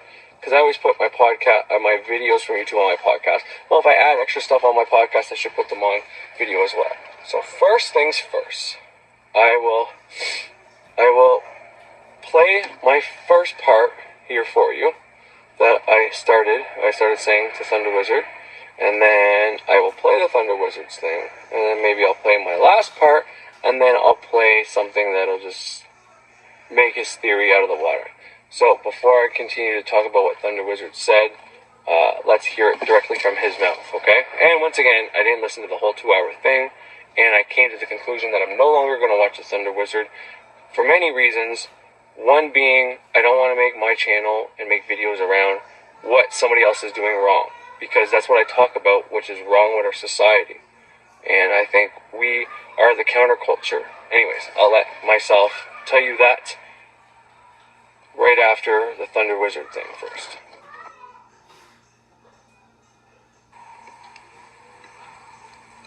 Hello YouTube, this is Mahadeva, the OG Thunder Wizard. And so today I want to talk to you about magic. And I'm going to talk to you about 4 arbitrary types of magic that I'm going to bring to your attention. Because the truth is that we live inside of a magical 3-dimensional sphere. And everything that is happening to you is magical. It's your illusion that it's not. You are the one that makes the decision what is magic and what isn't. The truth of the matter is that absolutely everything that you could point at is magical. Even your misery. If you are deeply in misery, guess who created it? In fact, it's amazing to me. I think of some people that I have known in my life, who I've known their whole lives, and actually how hard they work to be miserable. Now, of course, they don't see it that way. They don't realize that's what they're doing. But I look at it and I see somebody who, if they put 10% of the amount of effort that they put into being miserable or sick or poor or unhappy or whatever it is. They just put 10% of that into having a good life. They rule the world. So everything is magical. There's a really strange looking creature flying by my window. That's magical. The fact that I'm able to make a bunch of noises that fall out of my face and that go electronically through this thing, this tiny little thing, that I call a laptop, and it somehow gets to you live, and you get to watch and listen to it, that in itself is magical. The whole thing is magical. So I'd like for you to think about that. Anyway, I've been thinking about magic lately, and I got a question on the channel. I love getting questions on the YouTube channel as well as the live Q&As here. And so I'm just going to read this question. I'm not going to read the whole thing, at least I don't think I am. But this person brings up some good questions. First, this person says, "Thank you so much for the whole breath technique. I find that it helps me to sit and meditate for longer and has cleared my chest." And she says, "Smoking has taken its toll." So let me just start off with just what could be an obvious thing. We in the West, in Western society, we look at everything from our intellect. And that's because starting 2,000 years ago, we were introduced with this false religion that was all about what you think. In order to be a Christian, you have to intellectually accept this idea that there was this guy named Jesus who was God, and he was sacrificed on the cross for your sins and died and resurrected 3 days later. And the way you get entry into that deity and into his heaven and into the religion is by intellectually believing it. That's it. And so we look at everything intellectually, even magic. So one of my biggest beefs with modern Western magic isn't that it doesn't work, because I've seen some of it that actually does work, but it's just so intellectual. And, trying to do, a big Western magical ritual as opposed to some of the other stuff I've done in other traditions is like trying to drive an 18-wheeler, in a tiny slalom course when you could be driving, an electric motorcycle through it. And so the first thing I want to say is, let's just get out of our heads. It's not what you think. Chaos magic is like that. Chaos magic says that, and I only know what little I've read of it, but chaos magic, as I understand it, says that everything is arbitrary, and if I decide that these earbuds are a magical item, then I'm going to load it with my arbitrary intention, and then, numbers, you can make, symbols, and you load those symbols. So it's all this intellectual, arbitrary, even the word chaos. Nothing really has any order. It doesn't come from anywhere. There's no laws that you follow. You make it up as you go. This is very Western. Of course, Westerners would come up with chaos magic. It's intellectual effort to manifest your reality. And so instead of looking at reality as this illusion, as this thing that doesn't exist, I want you to think of it instead as this magical, fantastical, realm. Because it is. Now, I'm lucky. I live somewhere where I can, it feels like that to me because I'm surrounded by rainforest and crazy, funky sounding creatures and, all kinds of stuff like that. So it's easy for me to get into that vibe. Might not be easy for you where you live. But even if you look outside the window and you see nothing but big buildings everywhere, think about that. That, for our ancestors, 2,000 years ago, would have been a crazy, magical, weird thing. So we're already living in a magical place. And I don't want you to think that magic is anything other than what you are. Even the fact that your body exists.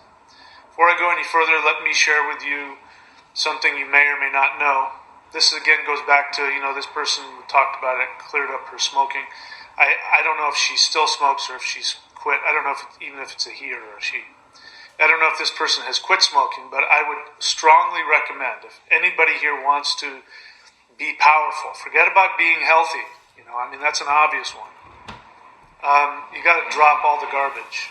Smoking, I don't recommend. In alcohol, I don't recommend any kind of mind-altering chemicals. I don't even do caffeine.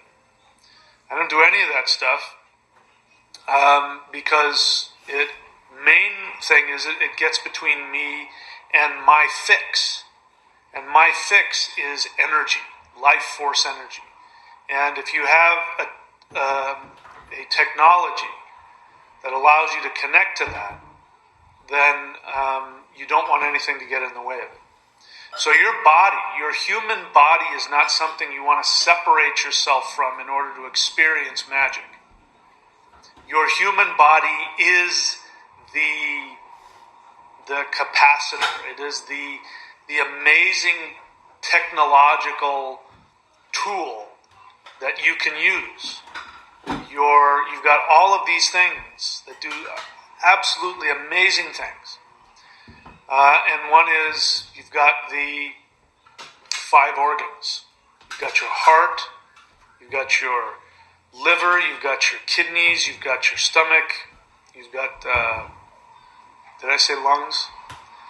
I don't know. You got the 5 major organs there. And these organs obviously are the most important things in terms of your body. One of those goes out, you're dead, it's over, forget about it. But beyond the physical actions that they take, they also are access points to the 5 elements in the cosmos. And when you start to awaken the 5 organs through using the 5 elements, then you start to be able to tap into doing all kinds of crazy things. Then you've got these 3 centers in your body that you can use to purify life force energy. And the life force energy takes on different qualities, starting at the very base level of just life force energy. And there's sexual energy. This is why so many people, if you want to be powerful, you have to be celibate. There's the sexual energy, and then there's the life force energy, just base life force energy. And that can be translated into emotional mind, not this mind, emotional mind energy. And then that can be translated to an even higher realm of intention. Again, intention is not thinking something hard, it's just intending something. I want you to try and get out of the Western mindset, because you probably didn't understand, you might have not understood, why would I call this the mind? Mind is here. This is where the mind lives. And the mind is not your intellect, because as a Westerner, you think your intellect is your mind, and it's not. The intellect is nothing more than a computer. Alright, so I was trying to listen that along, and I couldn't even finish it again. The earbud thing he starts talking about, and symbols and all that. The symbols and the letters and the numbers, turning them into it, that's making a sigil. And you are turning your intention into a symbol, because your subconscious mind understands symbolism. Now, we spent a lot of years developing our brain and getting smarter and smarter to have the consciousness we have today. We would be stupid to not use our older traditions, add our conscious intelligence to it, to make better things for better ways and faster ways to get it into our subconscious mind. Now, everything has a consciousness, and I've even heard him say that as well on his channel. And so he's saying you can add his arbitrary consciousness into, or intention into these earbuds. But we do that from everything from healing magic to affecting the consciousness in your own atoms to charging your athame, your wand, whatever. Because like I said, or like I'm going to say, book, you can take a book, cleanse it, consecrate it, and then charge it. And the consecrating, you're giving it a new job. So this used to be a book, a notebook for to write whatever you want. Journal, doesn't matter. But you are specifically setting the intention and charging this with energy that we can't see but we know is there. That this book's new job, and only job, is to, what you write in it will manifest in your reality. And this shit works. And I don't know about chaos magic per se, but I'm pretty sure they follow something to the effect of the 7 hermetic principles. So he's wrong there again, saying Western magic or chaos magic doesn't have any laws they go by. 7 hermetic principles is the laws we use. Your magic has to fall within those 7 hermetic principles. Even using the Star Trek deities as gods follows those rules. So it's completely wrong. But anyways, I'll get into what I said about this, play both parts, and then I'm going to show you, once again, I played this in my last video, but it's such a good testimonial of what a simple sigil can do, that it just blows the statement out of the fucking water. You can cure cancer with sigils, you can do anything with a sigil. That's chaos magic. So, Alright, so, hey everybody, my bad. I'm not trying to do these 2-parters anymore. It's not on purpose that I'm doing these double episodes, part 1s and part 2s. It's straight up stupidity and accidental bullshit. Mail comes in and trying to figure things out, the dishes while I'm playing my podcast and stupid things I do, Wi-Fi errors and whatever else. So I'm going to get back, and I don't know if I'm going to be able to start up exactly where it was, but I think there's 13 minutes left of what I had to say, and then it's the Frater's testimonial from someone who used a sigil to cure her grandfather's liver cancer. Now, this is something I'm going to probably make a video about on YouTube, so I'll just say it shortly here. I got nothing against the Thunder Wizard, and I've learned lots from him, and I've never went against his system and talked about shamanism and say it doesn't work or anything like that, because I don't believe in bashing other people's systems.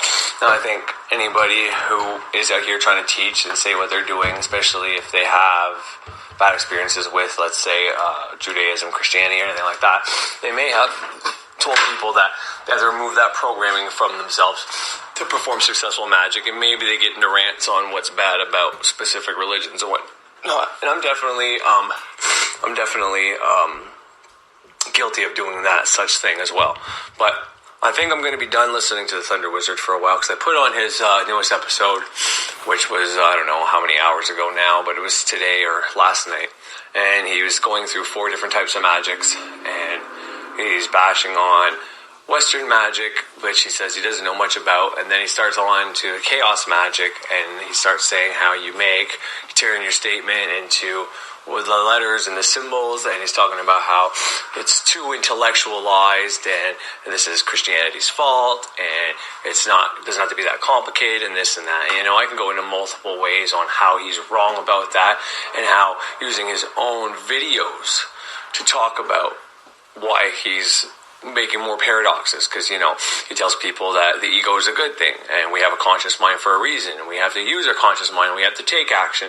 Yet in this video he's saying the opposite, that they're too intellectualized thinking, and that's not how you perform this stuff, and it's more work than it's necessary. But you're about to listen to a girl who used Archangel Raphael's sigil and looked at it, I don't know how many times, maybe twice, maybe once or twice, had complete faith, let it go, and removed 3 out of the 4 tumors from her grandfather. Now, that doesn't seem that fucking complicated. I mean, if anything, it's very simple. It's one of the most simplest forms of magic.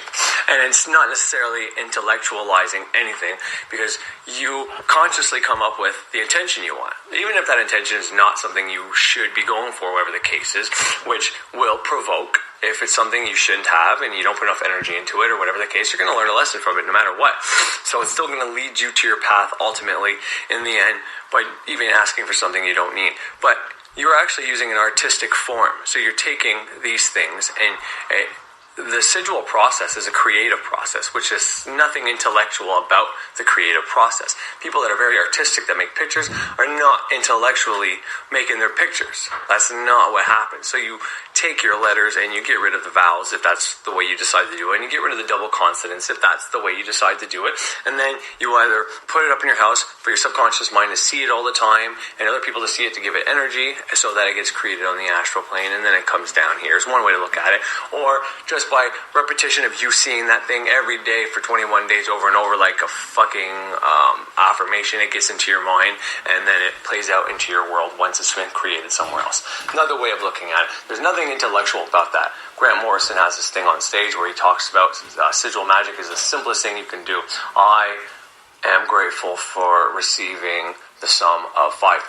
And you turn that into a symbol, then you can place it in your room where if you're going to have sex or masturbate, you look at it right at the point of orgasm and it goes right in your mind. Or you can use the pain route. And then you could also leave it up and then you burn it from this existence so it's no longer in this plane. And assuming you created enough energy in the astral where it now exists simultaneously, then nature will make that come down here into this realm. And that's one of the simplest ways of doing magic. So he starts going off about how it's intellectual and you don't need it. And, he even said there's Odin has aspects to Mercury, but he isn't Mercury, but he's the intellectual mind, the conscious mind. But yeah, he's saying the conscious mind. So I don't want to bash the Thunder Wizard, and I never, even whenever I was against him and all out proved him wrong and showed why he's wrong and used examples, because everything I say I can back up. So if I tell you that, I think earlier on in this I said you can go back in your memories and you can change what happened. So if you were being abused as a child or you abused somebody, you were a bully at school, you can go back in your memories and you can go there and every day for your 21 days at the minimum, more would be preferable, pretend that you never did those bad things to that person. Well, something will start to happen.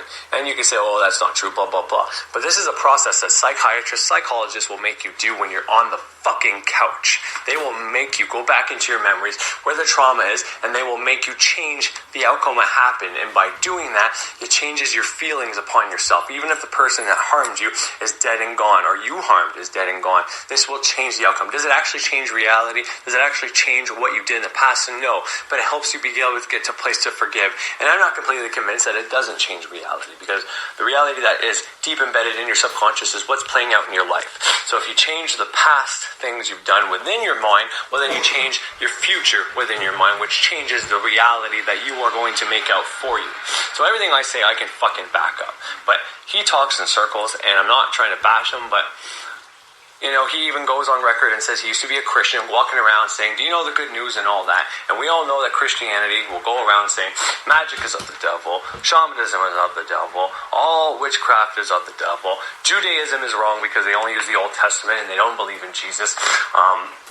Islam is wrong because, they use the same book as us, but they use different names. They call demons jinn or genies being plural, jinn being singular.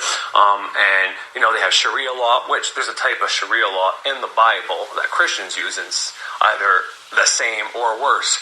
Point is, he's going around doing the same thing.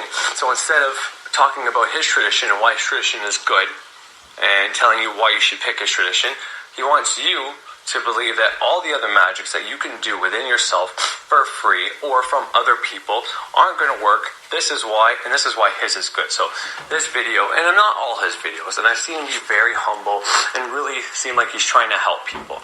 But I don't think I can watch it anymore, because more and more I get the feeling that he's just trying to make people that watch him think that if they're doing some type of magic that isn't of his system, that they're fucking wrong, and his is the only fucking right way.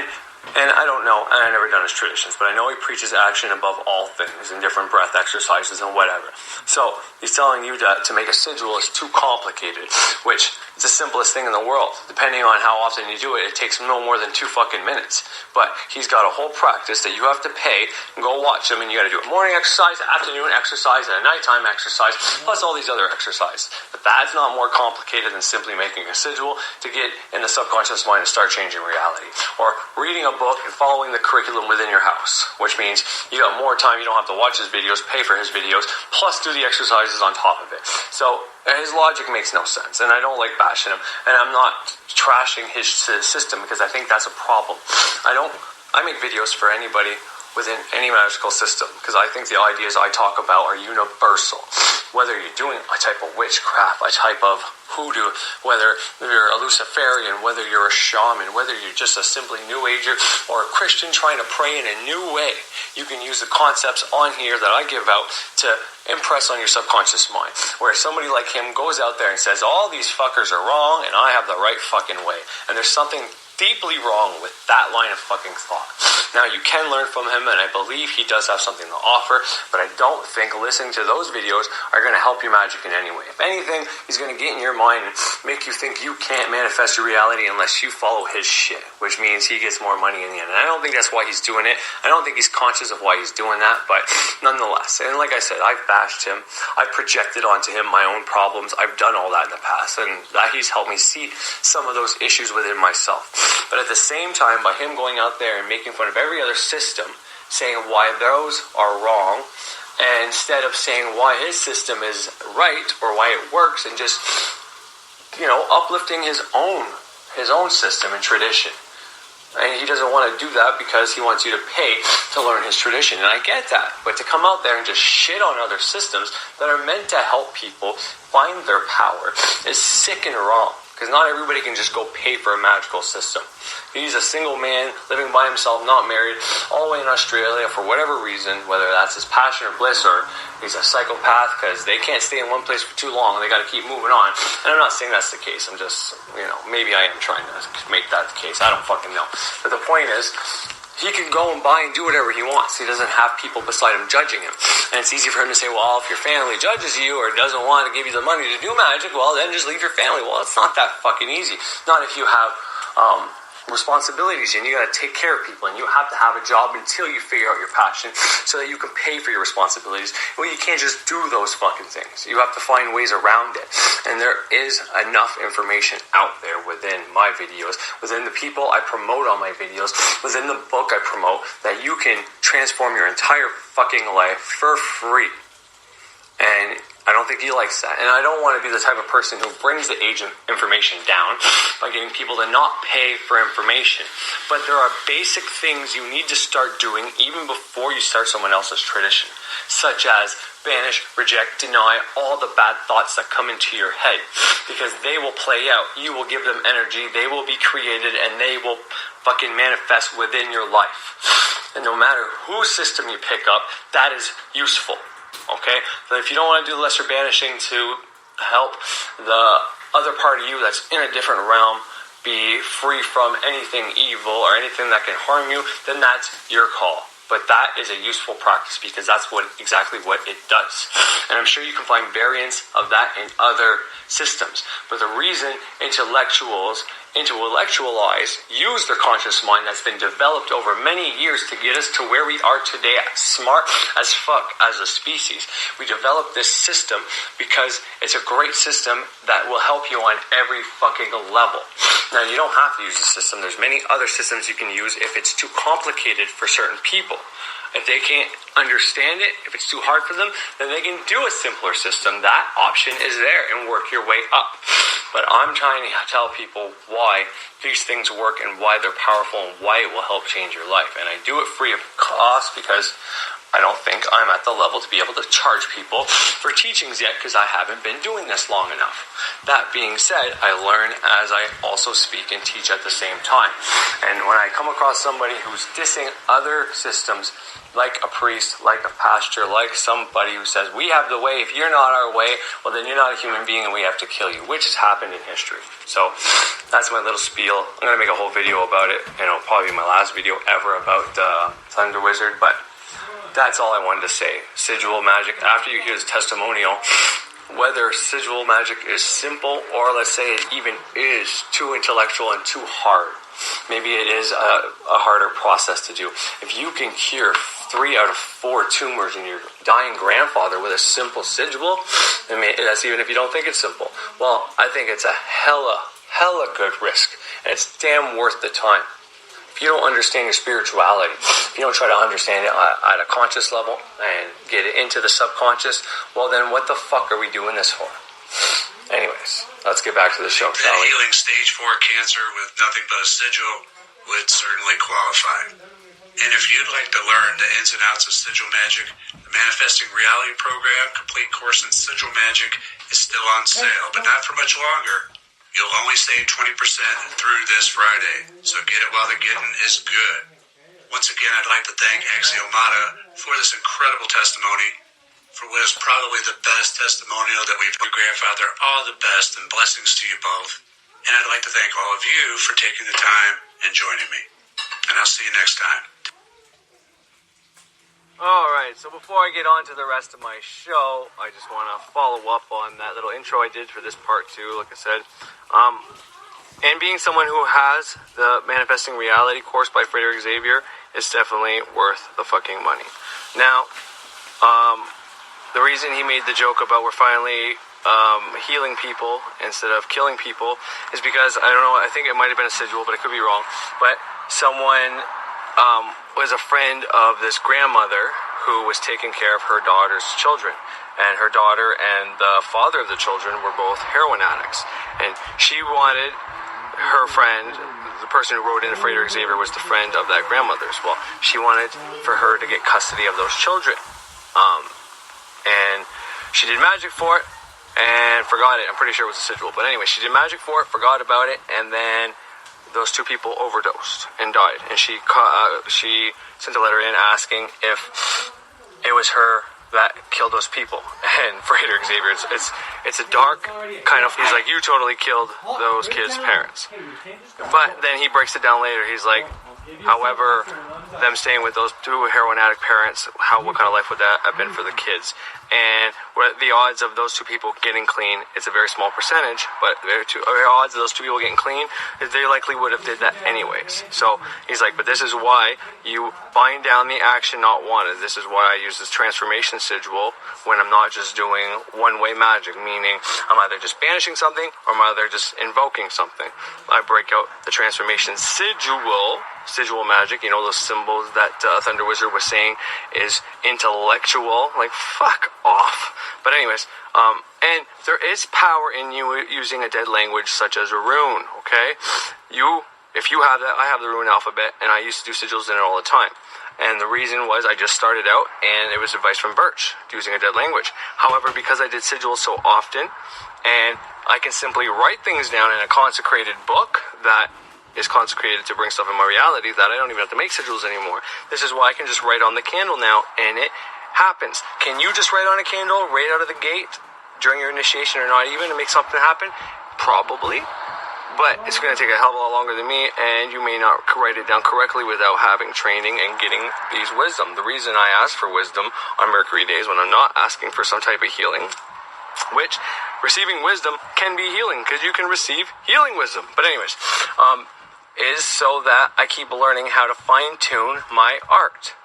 So, once again, I don't want to say Thunder Wisdom is wrong for shitting on other traditions and then shit all over the Thunder Wisdom, but I'm not shitting on shamanism, animism, or syncretism. You know, being a syncretist, you think you would understand how synchronicity works through magic.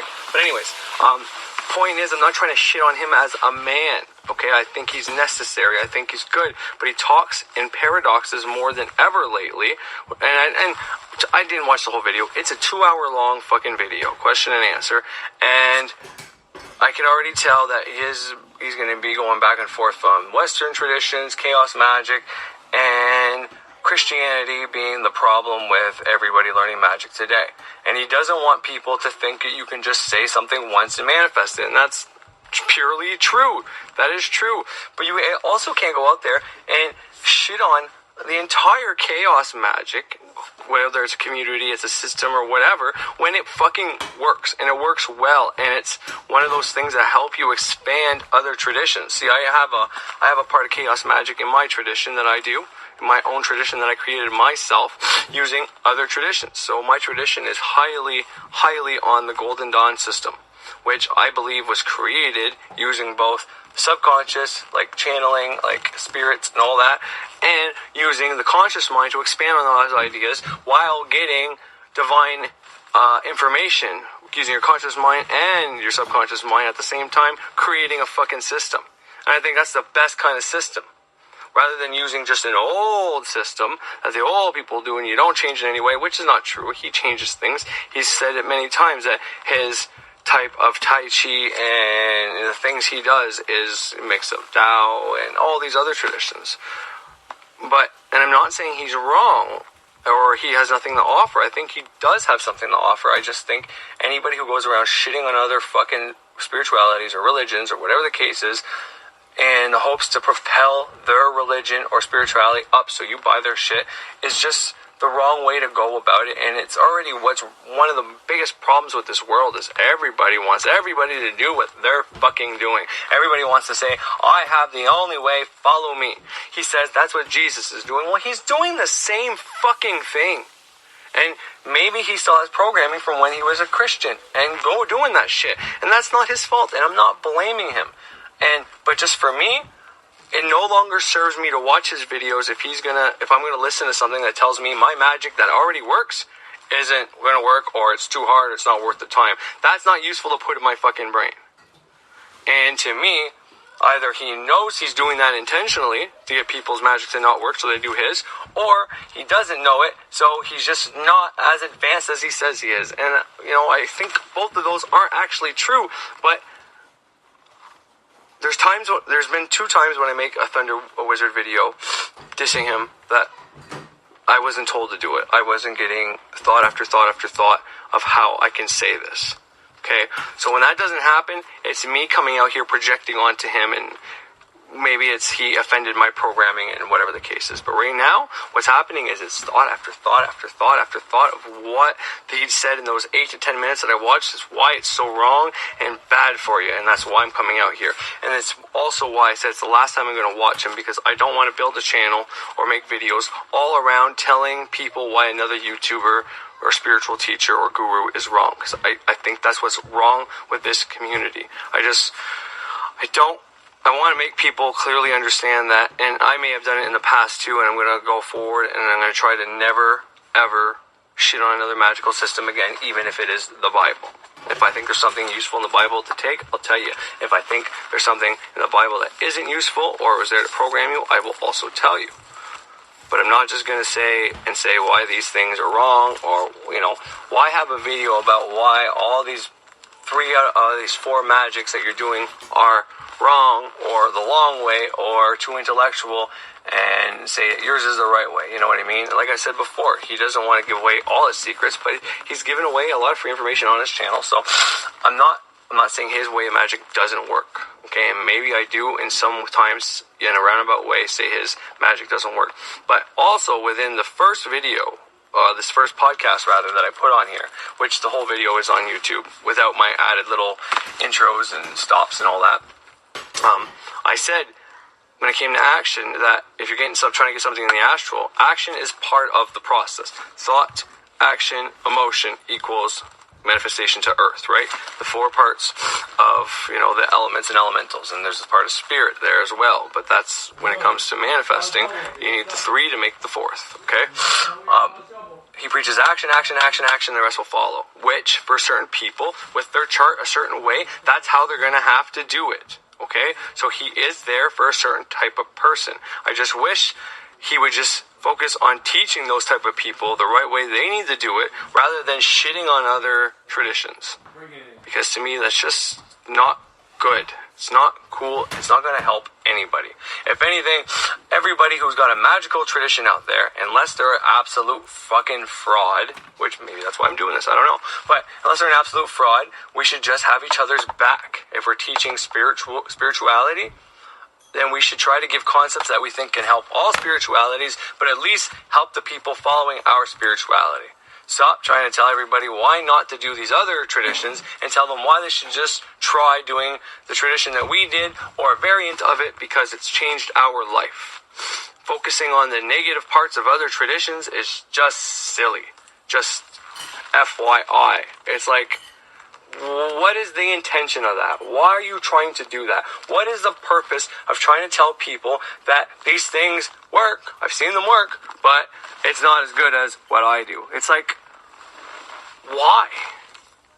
You know, I've said it before in a roundabout way, and I didn't say any names, but I made the comparison to the little yappy dog beside the big dog. The big dog knows he can destroy the little dog. The little dog's got to put on a big fucking show and make himself look tough, look better, and stronger, so the big dog doesn't fuck with him. But the big dog doesn't even bother because he knows it's just a bunch of fucking hot air. Well, if you didn't know, I was referring to the Thunder Wizard going out there and always talking up what he does and how he's got the right way, and when he did all these other systems, it didn't work, but when he did this, it worked just fine, and he's got the greatest way. It's like, if your system works so great, then teach the fucking thing. People will be drawn to you, and the system will teach itself. It'll bring people along itself. It doesn't need you as an advertiser or a fucking spokesperson for it. Or come out here and help people understand maybe the complicated parts within spirituality, or if there's something being taught in New Age that is wrong, then try to break it down and try to make it the right way instead of just saying it's all wrong, it's not what you do, follow my system, buy my program, and you'll get it.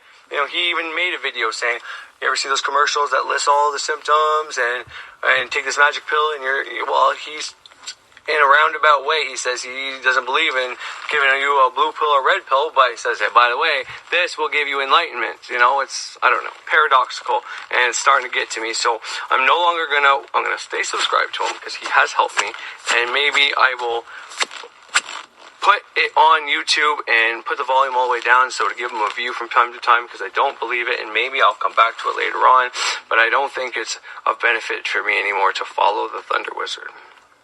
And, you know, I said I might make a video on it, but I don't think that's going to be helpful either, so I'm probably just going to leave it as is.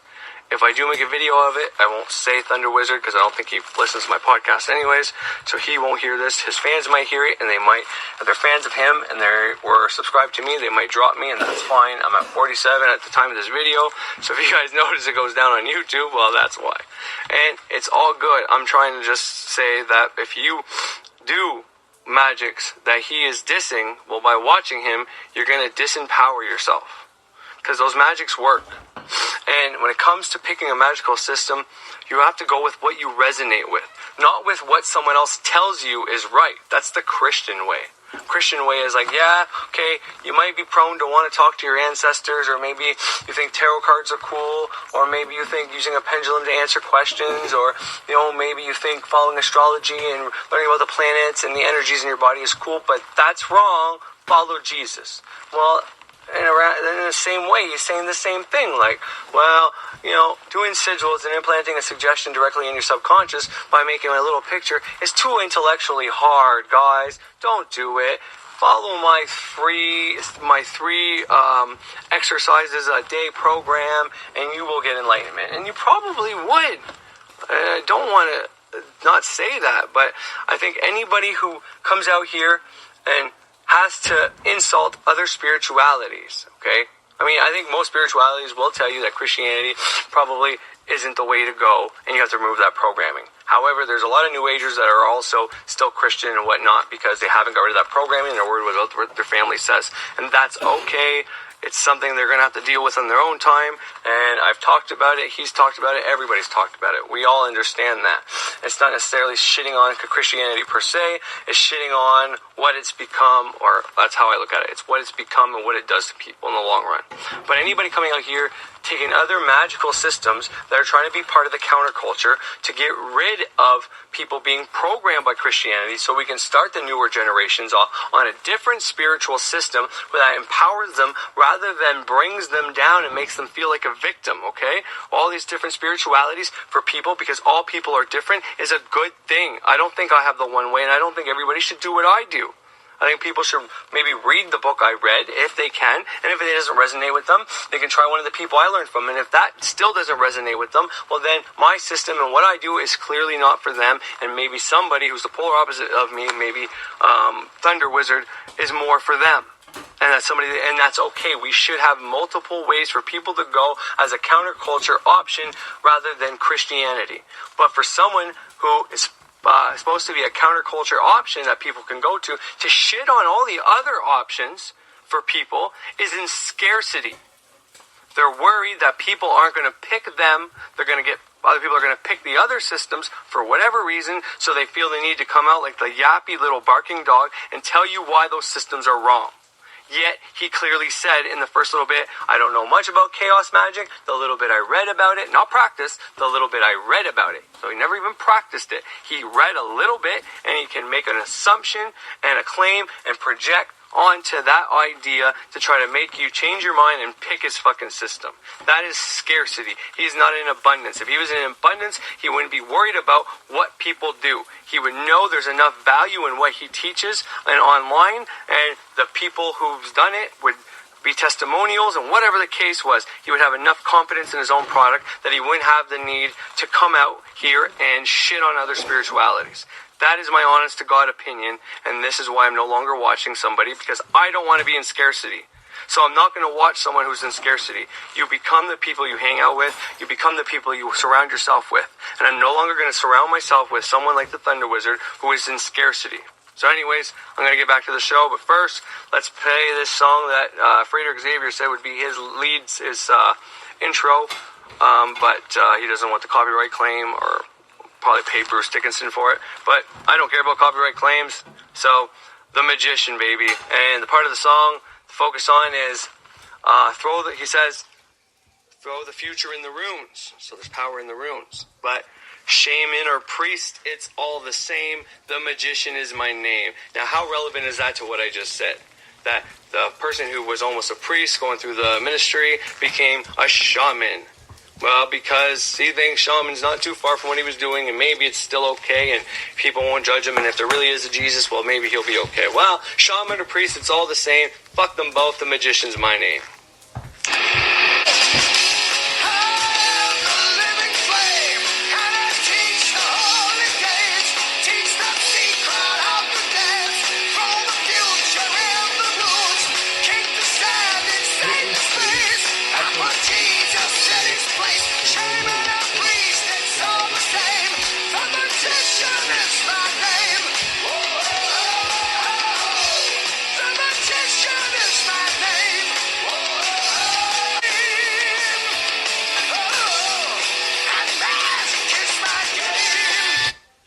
Frater Xavier. Sorry for the length, but it's a good story.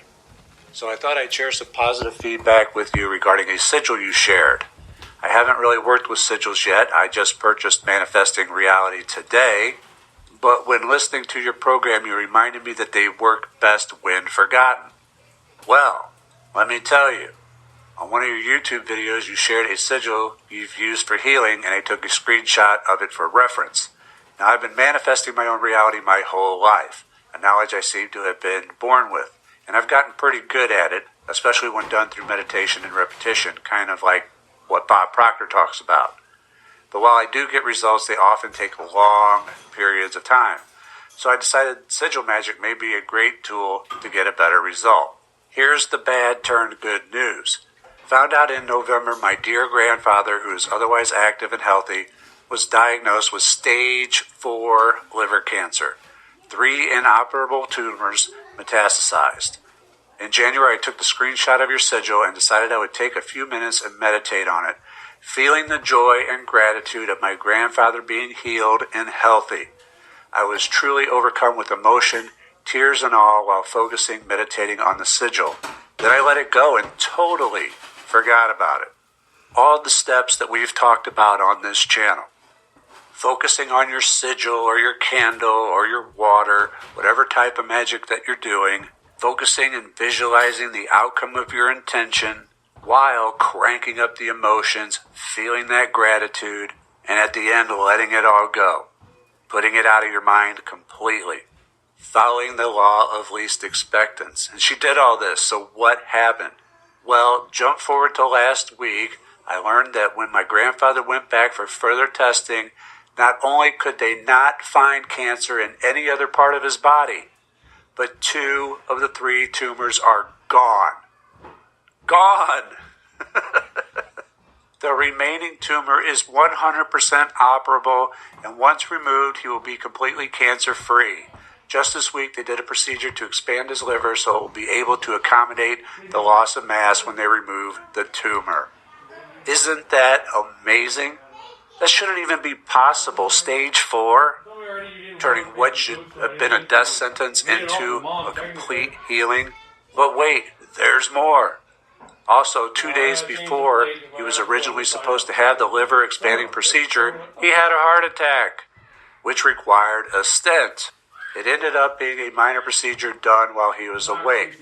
But had he not had it when he did, he would have likely died on the table while getting the liver procedure. That heart attack basically saved his life. The liver procedure done this week was very successful, and my family is looking forward to many years with my grandfather. I'm confident the sigil played a part in his healing. Absolutely. I felt it to be so at the time. I've known he would be fine and make it through this, and it is so. Thank you for all you do. Feel free to share this story, though I know it's long. Blessed be Axiomata. And thank you, Axiomata. Thank you for sharing this incredible testimonial and experience with us. This may be the best one we've ever had. They'll tell you that this shouldn't be possible. I would have loved to see the look on the doctor's face when he discovered that most of the cancer was gone. An absolutely incredible story. You did everything right and it paid off big. Not only did you go through the steps as mentioned before, but you also declared your unwavering faith at the end. 100% absolute certainty that your grandfather would be okay. You had no room for doubt. We've talked about the importance of having faith on this channel before, and this has been an excellent reminder of it. For it is said that faith can move mountains. Your grandfather is fortunate to have you as his granddaughter, someone who now knows what to do. It's another case of magic making the seemingly impossible possible. And I've witnessed some pretty impossible things come to pass myself. It's when the miraculous happens that you will have absolutely no doubt that magic is real. Because most of the time when magic manifests, it happens in such a coincidental way that no matter how unlikely it may have been, there still may be some lingering doubt. That's not the case when you're performing miracles and healing stage 4 cancer. Now, I feel like I need to put up a disclaimer for those listening that your results may vary, because she has done everything right, including not being desperate for a result. She knew her grandfather would be healed and didn't linger on it. That is one of the toughest things to do when it comes to healing magic, at a time when people are desperate for a result. Remember, desperation magic is bad magic. So this is only a testimonial of what is possible when you do everything correctly. Also notice that her grandfather still went to the doctor. I wish I didn't have to say it, but magic is not a substitute for proper medical advice. Magic is an add-on option. You do it in addition to seeing your doctor. And this is a perfect example of that because he wasn't healed completely. There was still one tumor left that the doctor needed to deal with, but the magic allowed him to do so. So action supports the magic and magic supports the action. If it wasn't for the doctors and the procedure, he would still have it. Not to mention the stent for the heart attack. And this is why magic is an add-on to your health care. It's not a substitute for it. Okay? So yeah, this really made my day. I couldn't wait to share this testimonial with you because this is what I live for. We can now say that we're saving lives on this channel. Finally. We get to at least deduct one from our alleged kill count. It's often difficult to know exactly when you've saved someone with magic, but I think in this case, it's pretty obvious. I think that healing stage 4 cancer with nothing but a sigil would certainly qualify. And if you'd like to learn the ins and outs of sigil magic, the Manifesting Reality program, complete course in sigil magic, is still on sale, but not for much longer. You'll only save 20% through this Friday, so get it while the getting is good. Once again, I'd like to thank Axiomata for this incredible testimony, for what is probably the best testimonial that we've ever had. Thank you so much for sharing. I wish you and your grandfather all the best and blessings to you both. And I'd like to thank all. Alright, well, I won't keep getting into why I'm not going to listen to Thunder Wizard and why he's in scarcity and all that. But what I will play now is a little clip from the first part of the podcast, what you were hearing just from me a while ago, before Frater was that I added to the second part of the podcast when my podcast went down. But I did a little ad-libbing to the first part of the podcast whenever I was talking about, which is in the video, my previous YouTube video, that's not my podcast video, about how we intuitively know salt and water is a magical thing. So we add salt to ice, it dissolves, and then I said salt baths. Everybody knows, stressful day, sore muscles, whatever, to do that. And there's other ways, intuitive, whatever. So then I got into, salt for your throat, killing infection on meat and all different ways. And then I talked about what I meant by the pee, the salt, adding salt to the toilet water that had pee left in it for my children to banish all disease, infection, illness, sickness, and why that is a type of magic that can work, because it's still a part of them. Until you flush it down the toilet, it's gone, but it's still technically a part of them somewhere else.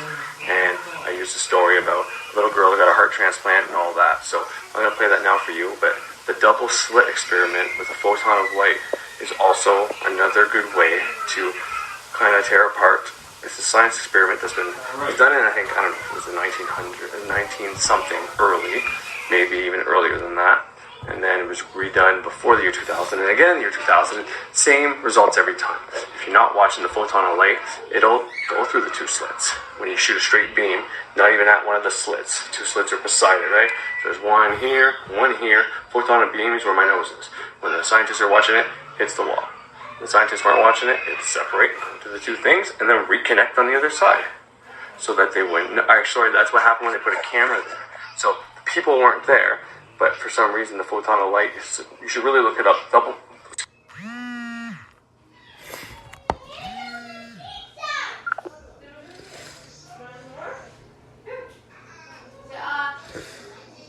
Double slit experiment. So when they weren't watching, the photon of light would split, go through the two slits, and there'd be two marks on the other side. I'm like, what the hell? How is this possible? So they set up a camera, and what happened was the photon of light spread out into the two slits, and then also came back together. So there was 3 different results to the same one experiment. Straight line, photon of light is supposed to hit the direct spot. People watching it follow their lights. Anyways, so I'm going to play that part now for you. That'll be the end of this video. And once again, this is no disrespect to the Thunder Wizard, but I want to be in abundance. I don't want to be in scarcity. And anybody who doesn't put value on their system and has to tear down other magical systems that are supposed to be part of this counterculture so that the newest generations can get into magic and an empowering system rather than a victim mindset system like Christianity. Well, we should have all these different variants of it and give maybe constructive criticism rather than just tearing it apart. I didn't watch the whole video. Maybe it wasn't that bad, but still, nonetheless, I'm not going to watch something that disempowers me anymore. Keep that in mind when you're watching people that are attacking other systems. You might want to choose to just watch testimonials of a system that does work. Anyways, that's enough for me. Have yourself a great fucking day.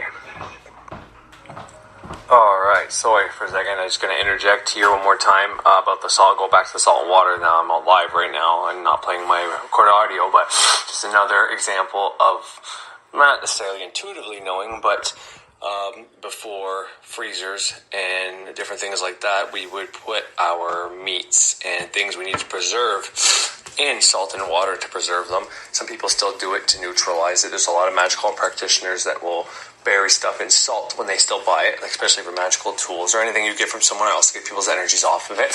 But more than that, when it comes to healing and using salt and water to heal, well, I had my tongue pierced, and they told me to reduce infection, gargle, swoosh around in your mouth, salt and water.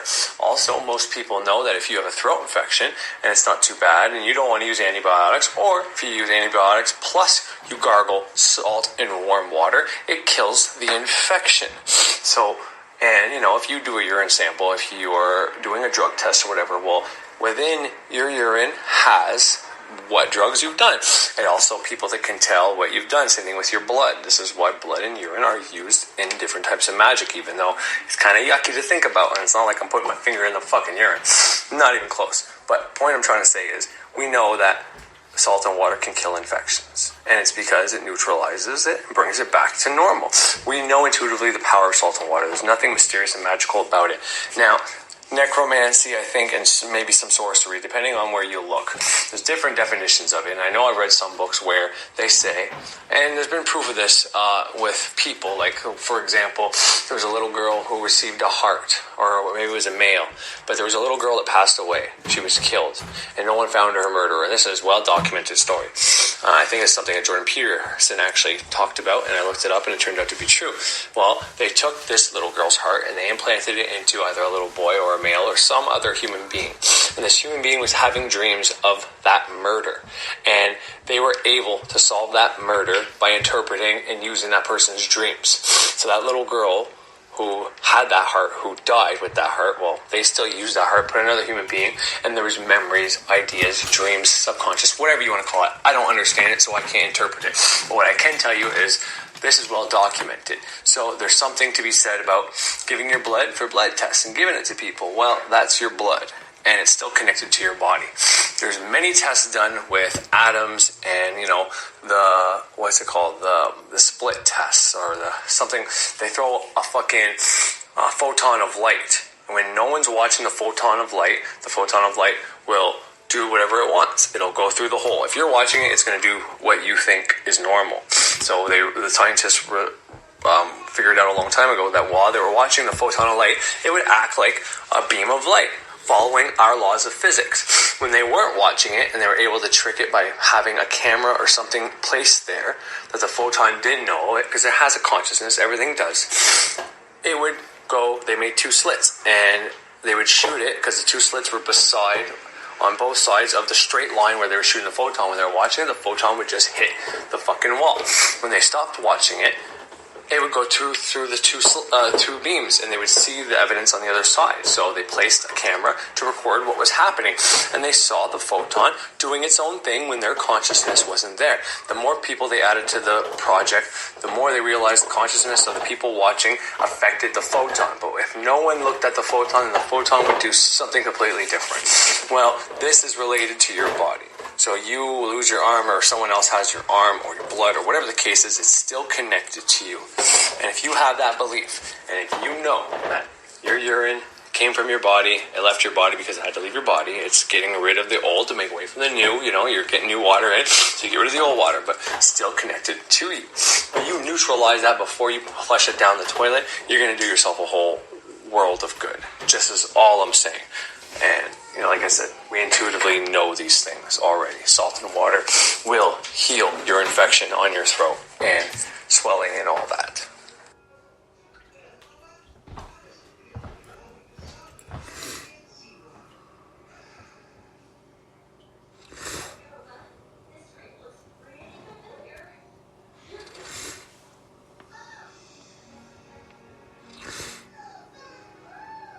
Help people understand maybe the complicated parts within spirituality, or if they're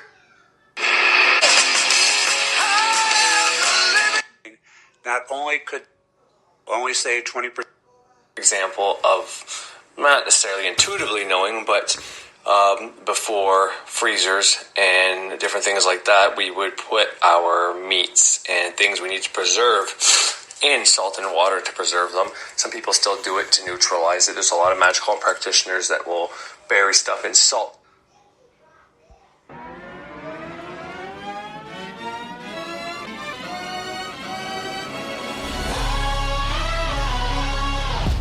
Ladies and gents, this is the moment you've waited for.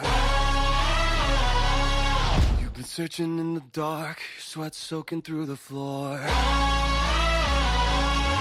And buried in your bones, there's an ache that you can't ignore. Taking your breath, stealing your mind, and all that was real is left behind.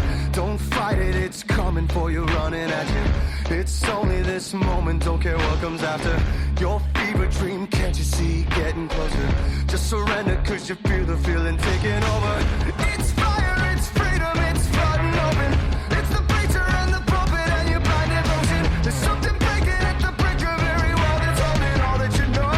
So tell me, do you wanna go where it's covered in all the colors and lights, where the runaways are running the night? Impossible comes true, it's taking over you. This is the greatest show. We light it up, we won't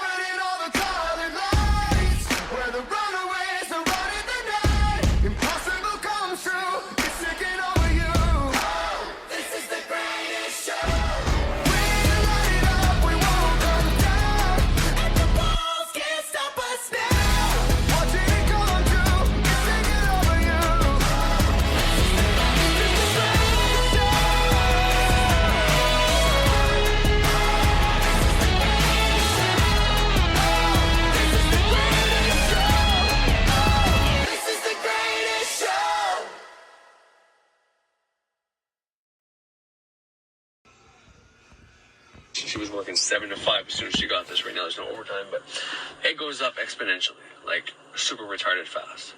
So she'll be making 100K a year. So, I mean, I'm not even going to be close to that with what I got, but I'm ecstatic and happy for that, and I'm grateful. My wife's money is my money. My money is my wife's money. So it's a win-win, you know. I've did magic for us to have increases in my income. I've did magic for us to have financial security. I've did, and when I say magic, I mean candles. I've been doing candles for all these things. And I do a candle for us to have financial security, to be more financially disciplined, all these things. And they're all coming to fruition by simple candle magic.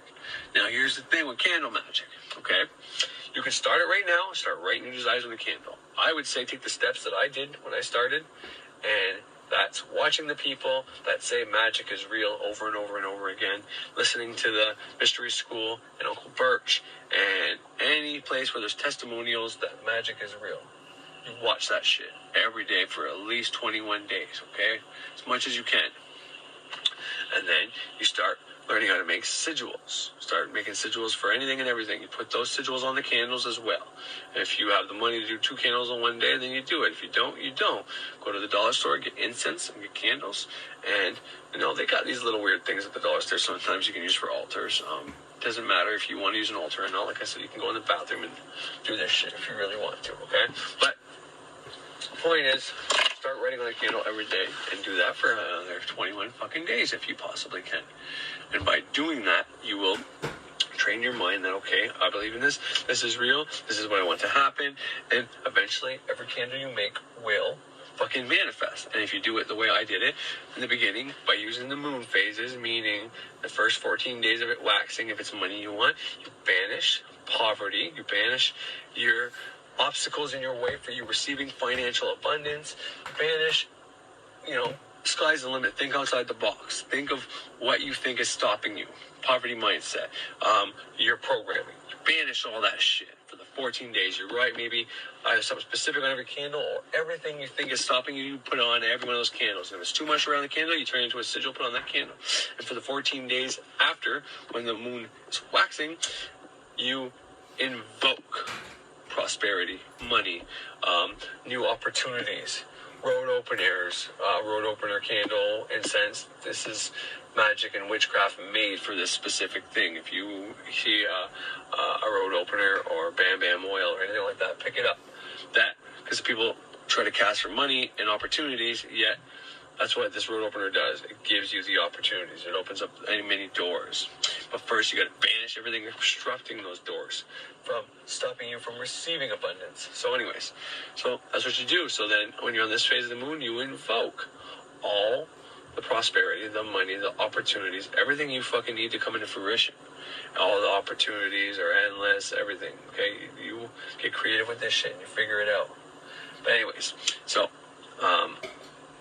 and that's what you do, and you can do this for free, and that's what Thunder Wizard is scared of. He's scared of people out here giving away knowledge that's going to take away from his business. And I get that. Competition sucks, especially when it's free competition. But, you know, for one, for somebody like me, until I start making programs, I'm not going to be probably taken completely seriously. You know, I might get to, maybe I'll get to 50 or 100 subscribers without making a program. Sorry, I gotta go home already. I'll finish this up in a bit.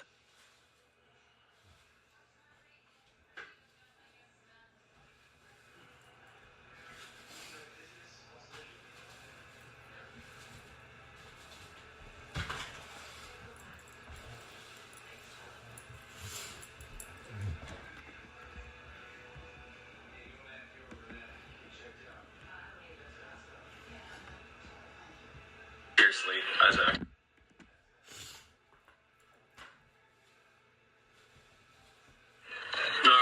So, last thing I left off on was I will be taken seriously, very seriously, as a counter voice to some of these people, such as Thunder Wizard, who is a spiritual guru, who's for a specific type of person, and I still believe that. But he's telling you to not be a Christian, but also don't be any of these other spiritualities, I have the only answer, is what he's implying when he speaks. Which I'm not fucking projecting that onto him, because it's totally nothing I've ever fucking said, nor will I ever say. It's totally what I'm against. I'm against all that. I'm against everybody finding their own fucking spiritual way. Whether you have to do that by going to many gurus, or one guru, or reading books, or whatever, I don't think there's one fucking path to any of this shit. I think you can find this, you could be an artist and find it through art. You could be a sports professional and find it through activity. You could find it no matter what. But all I meant to say is there's stories out there, people have a sign on a car, free car, and everybody drives by it. And it's not until the person puts $1,000 for this car that people are like, holy fuck, that's a good deal, only $1,000 for a car. But no one saw the free fucking sign or took it seriously. So that's kind of what I mean by what I was going with. But I'm not even going to get on that. So I was playing my yesterday episode to add my criticisms and the things I said to this episode, while showing, because mainly I wanted to show that this Joy person who left all those fucking comments. Crazy. But anyways, how they only joined on the 18th of November 2020, which was it wasn't the same physical day, but it was like hours later after, because like I put it on at night, and this was like in the middle of the night, kind of like Australia time, for example, when Thunder Wizard comes on at like 1 a.m. He says it's a different time for him. Yeah, it was kind of like a 1 a.m. thing when I put this thing out at like 10 p.m. And then, anyways, doesn't matter. That's not when they commented. I'm saying this is whenever that was created. So, so I was showing him that. I showed how I had 46, and now today I'm back to 47. But I was 47 before I was 46, so I actually gained one back. So who knows where that came from? But I showed how the comments. So all the comments there, if I click on them, they're deleted, except for last night. There was only the sorry one there when I saw it, and then I went to sleep. And that's when they kept commenting like fucking crazy. But I pinned that comment, and that's why they added an extra comment saying, you're intelligent, but blah, blah, blah, like Morgan Foreman, which I think they mean Morgan Freeman in Bucket List. But anyways, so, because they knew that was the one that can't be deleted, because I'm not stupid.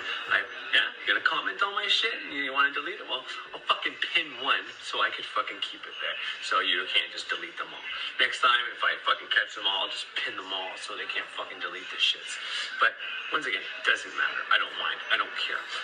I will break down some of these comments in a little bit, but what I ended up doing was watching Joy is Not Optional video by Thunder Wizard. And I agree with, if there's something in your life that you love doing, it's probably something you're meant to do. I don't agree that there's only one thing. And the reason for it is the pentagram model, the 4 directions model, whatever you want to look at, even right, left, and center, okay? 3, 4, 5, okay? 7, all these other numbers. We have different dimensions in our life.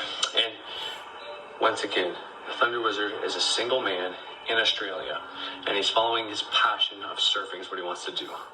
And he tells you, if you follow your passion, you'll be fine. You'll be set. But is the Thunder Wizard fine and set? No. He wants more money.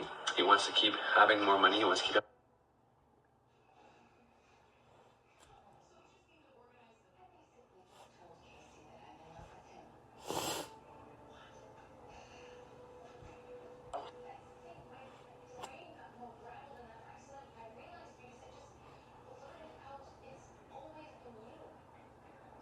more subscribers. He wants to get to the point where he's set. He doesn't have to do anything. He can, whether you have to do that by going to many gurus, or one guru, or reading books, or whatever, I don't think there's one fucking path to any of this shit. I think you can find this, you could be an artist and find it through art. You could be a sports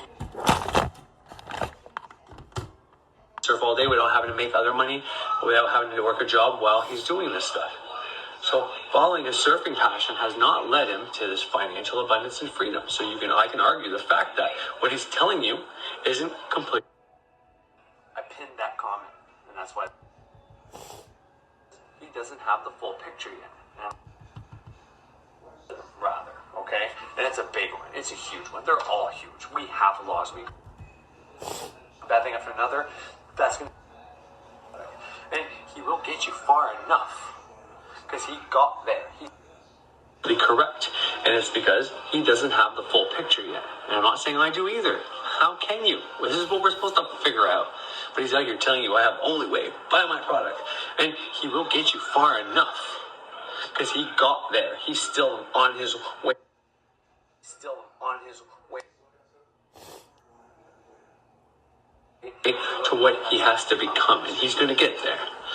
And everybody has ebbs and flows. The pendulum swing and everything. They go from scarcity to abundance. The goal is to try to stay in abundance as long as you can. And when you sometimes the goal is to try to stay in abundance as long as you can.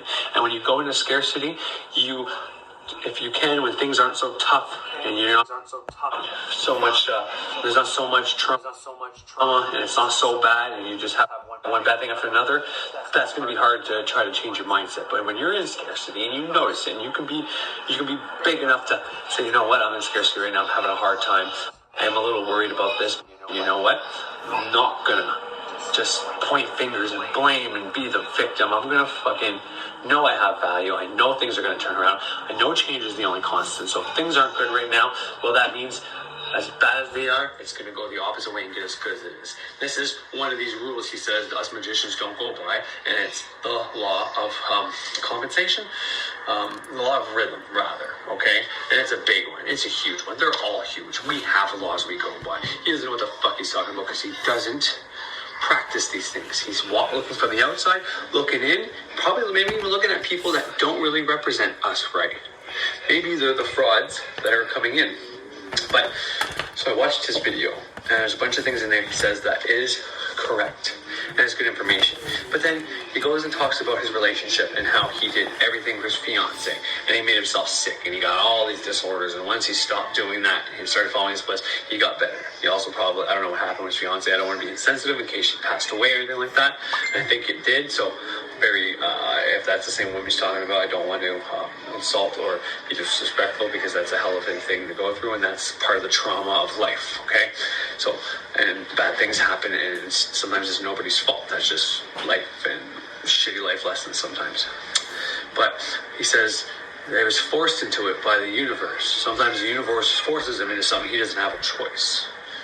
And it's like, how fucking dare you? You always have a choice. Your programming and choices and the things you say and do create your fucking reality. It's something he teaches as well. Not in the same way, probably not the right way, but for him to say that the universe, he's blaming the universe basically. He's saying he's a victim of the universe, that happened to him. He had nothing to do with it. The universe's fault. Force him into it. And then says, but you are not going to be forced by the universe. You're going to have the choice. See, I wasn't. I'm holier than thou, and I was forced by the universe to fucking have to be in this relationship. And I'm not sure if this is the one he had with that person who had that disorder, which, maybe he actually has the disorder. Who fucking knows? But the point I'm trying to say is, in his own words, you can see it. He still has a victim mentality, which is how I'm saying he's in scarcity. And this is 9 years ago. His channel's been all around since 2010. That's a decade. So he says he's been doing this stuff for, I don't know how long, 20 years, 30 years, 40 years, whatever the case is. It's probably 10 years, maybe 12, let's say. But nonetheless, the point I'm trying to get at is he blamed the back then anyways, and maybe he got through that, maybe he got over that, maybe he realized it, because this is an old video. So once again, this is my last time I'm ever going to remark or criticize or comment on the Thunder Wizard. Now, if the people that, the two people today that commented or whatever, the first comment's kind of, not the first one, but the first one on the list by someone else, then that joy is not optional person, is very interesting. It says something like, you're right to me, which I never told them that the Thunder Wizard did witchcraft on him. I never fucking said that at all. But anyways, says something to the effect that the Thunder Wizard had to perform witchcraft on him, and something else, he's going to take the fire off of his head. I don't know. And it's like, to me, I read that in one way. I know a lot about witchcraft. I'm ceremonial witchcraft. That's my fucking name. So don't try to pull shit over on me. I'm not saying this guy's trying to pull something over on me. I don't know. I don't trust anything at first glance. As someone trying to say I'm intelligent, but then insulting me and telling me I don't have the Holy Spirit, telling me I'm just a blasphemer, but then saying you're intelligent, but blah, blah, blah, blah, you're very smart. It's like, What are you trying to prove? You're trying to insult me and then give me a compliment? I know those tactics. I know what the fuck that is. I know what kind of, not reverse psychology, that's not the right word, but I know what that is. People do that. Men think that's a great technique for picking up women because of movies. You give them a compliment, then you insult them. You give them a compliment, you insult them. And that'll work on some women that have some issues. It's a terrible way to do it. There's so many better, faster, and actual worthwhile ways to pick up a woman, and it's by empowering yourself. It has nothing to do with insulting them. So if you think that way, then you're a fucking piece of shit, by the way. But anyways, and this is not towards that person, but just in case this person who sent me that message is someone who is trying to get to me or trying to insult me or trying to, maybe it is Thunderwoods or who fucking knows. But old witchcraft. There's actually a story on high percentage magic, and it's the Bias Protection book. And it's just a story about a guy who had a date with a witch. This is actually a program that was on TV. And the witch, whenever the guy said he didn't really like her, they wanted to be friends, she said she cursed him and said some weird stuff. And the guy started going insane to the point where, consulted priests, bought all this stuff, had a whole thing of salt all around his fucking house, and he died in his tub, and they don't really know what happened, a heart attack. So they said he was scared to death. But this is a witch. And there's old witchcraft books that tell you if you can get in someone's head and say, and they know that you're a witch, they know that you have power. And if you tell them that you've cursed them, their own mind will do the rest. So I don't know if that's this attempt to say, oh, the wizard put a curse on me, perform witchcraft on me. So watch out, he's going to do that to you. Good fucking luck. If anybody tries to throw anything at me, they're getting everything they throw at me times fucking 7 back. And that's not me trying to do this old witchcraft technique. That is me with the power that I wield. Because I know my internal power. I know my strength. Like I said, if you go back last year at this time, my wife was making $40,000 and I was unemployed. Now, my salary is at $40,000 and my wife is at almost at $75,000. That's in one fucking year I did with my financial sorcery, with my financial abundance, with the free knowledge I got from Frater Xavier, plus some programs I bought. But I brought those in the last 2 months. So, and a lot of this stuff happened in the last 2 months, so who knows? But a lot of this is my own doing, is my own self-transformation. When you transform yourself, you transform people outside of you, which is something he actually got right in that video. But he says by following your passion and your bliss, you're going to do right by everybody. But he's a single man without responsibility, without a wife, without anybody. And he's preaching celibacy. And in his newest video that I commented on, he's saying the intellect is bad. You know who else says the intellect is bad? The church. They say the intellect is the pride of Lucifer, the smartest angel, the most powerful angel. That's the intellect. You fall in love with your own ideals, which is what the church ended up doing, by the way. They ended up believing in their dogma, their own ideals so much that they went around killing everybody else who didn't believe in it, which is very what people might think is satanic or Luciferian, which isn't actually either. But point is, he's also saying the same thing. Don't follow the intellect, that's of the devil. It's like, you're a Christian fucking shaman. Like, what the fuck are you trying to do? There's so many paradoxes. It's unbelievable. There's something I'm trying to find right now. If I find it, I'm going to put it on there. And it says, you don't really know stuff. You can't really know, I think it's you can't really mature until you have children. I mean, and he says it's not that, I think it's Peterson, he says it's not that people who decide not to have children, which is fine, but that they don't reach a certain maturity. They do, but there's a certain maturity you only get from having children, from having someone else's lives in your hand, for you having to be responsible, and more so for the woman who actually has the kid. And I can tell you firsthand, my wife doesn't like doing anything bad, anything illegal, nothing, straight edge, no drinking, drugs, no nothing. But yesterday when her son came home because guys were bullying him at the skate park, one of his favorite places to go, she's like, she wasn't even done work yet. She's like, let's go, babe. We hopped in the car, we went down to the skate park, and we found the little fuckers. And we fucking gave them a talking to. Then we called the fucking police and did everything above board. Like, we didn't kick the shit out of them. She told me, you shut up, I'm doing all the talking. I'm like, oh, she's so sexy right now when she gets like that. I fucking love it. But anyway, so we handled that. And that's what I mean. The most ferocious and terrifying and strongest creature, animal, human, whatever, insect there is a mommy. Next is a daddy. someone who's neither one of those is probably someone who should be teaching spirituality to other men who aren't a mommy or a dad. Okay? So that's my point. I'm not going to say he's not mature enough, but for him to tell you to follow your bliss no matter what, even if you have a wife and kids, just follow your passion. It's like he's resentful. He doesn't have a wife and kids. So he's telling you, yeah, I don't want you to have that either. Follow me. It's like, no, you have responsibility. But you can take care of your responsibility and find your passion and purpose, because I'm doing it. I'm not there yet, but I'm on my fucking way. I have this job that I'm super excited about, that I'm going to get tickets and everything. It's going to be great. And if it's not for me, I'll keep doing what I do. I will take more time off and keep manifesting what I got to manifest. But I'm pretty stoked about this, and it feels fucking right within me, because I love working outside. I love building things. I love being artistic in a construction kind of setting. I love the idea of being able to work up within a company, to be able to start off on east jobs or siding and then move my way up to all this different landscaping and masonry and bricklaying and all these things. I love that idea. My buddy said, yeah, well, you know, I'm 30 something. I don't know if I want to be a bricklayer anymore, because he was pretty stoked about it at first. So I'm like, fuck, not me. I'm strong as shit, but I can fucking do that. I could do that for fucking years. Part of me wants to kind of do that for years. You know, it's not the biggest. Yeah, I'll give you that. It's not super huge, but I've only been going to the gym. It's been like 7 days. So, you know, that is what it is. And this is not to be cocky. And it's not to try to steal people and say, I have the way, because I don't. But I have ways that you can fix your life free. And it's not to try to tell you that don't buy products out there. Frater Xavier and Birch's products are absolutely phenomenal. You should purchase them.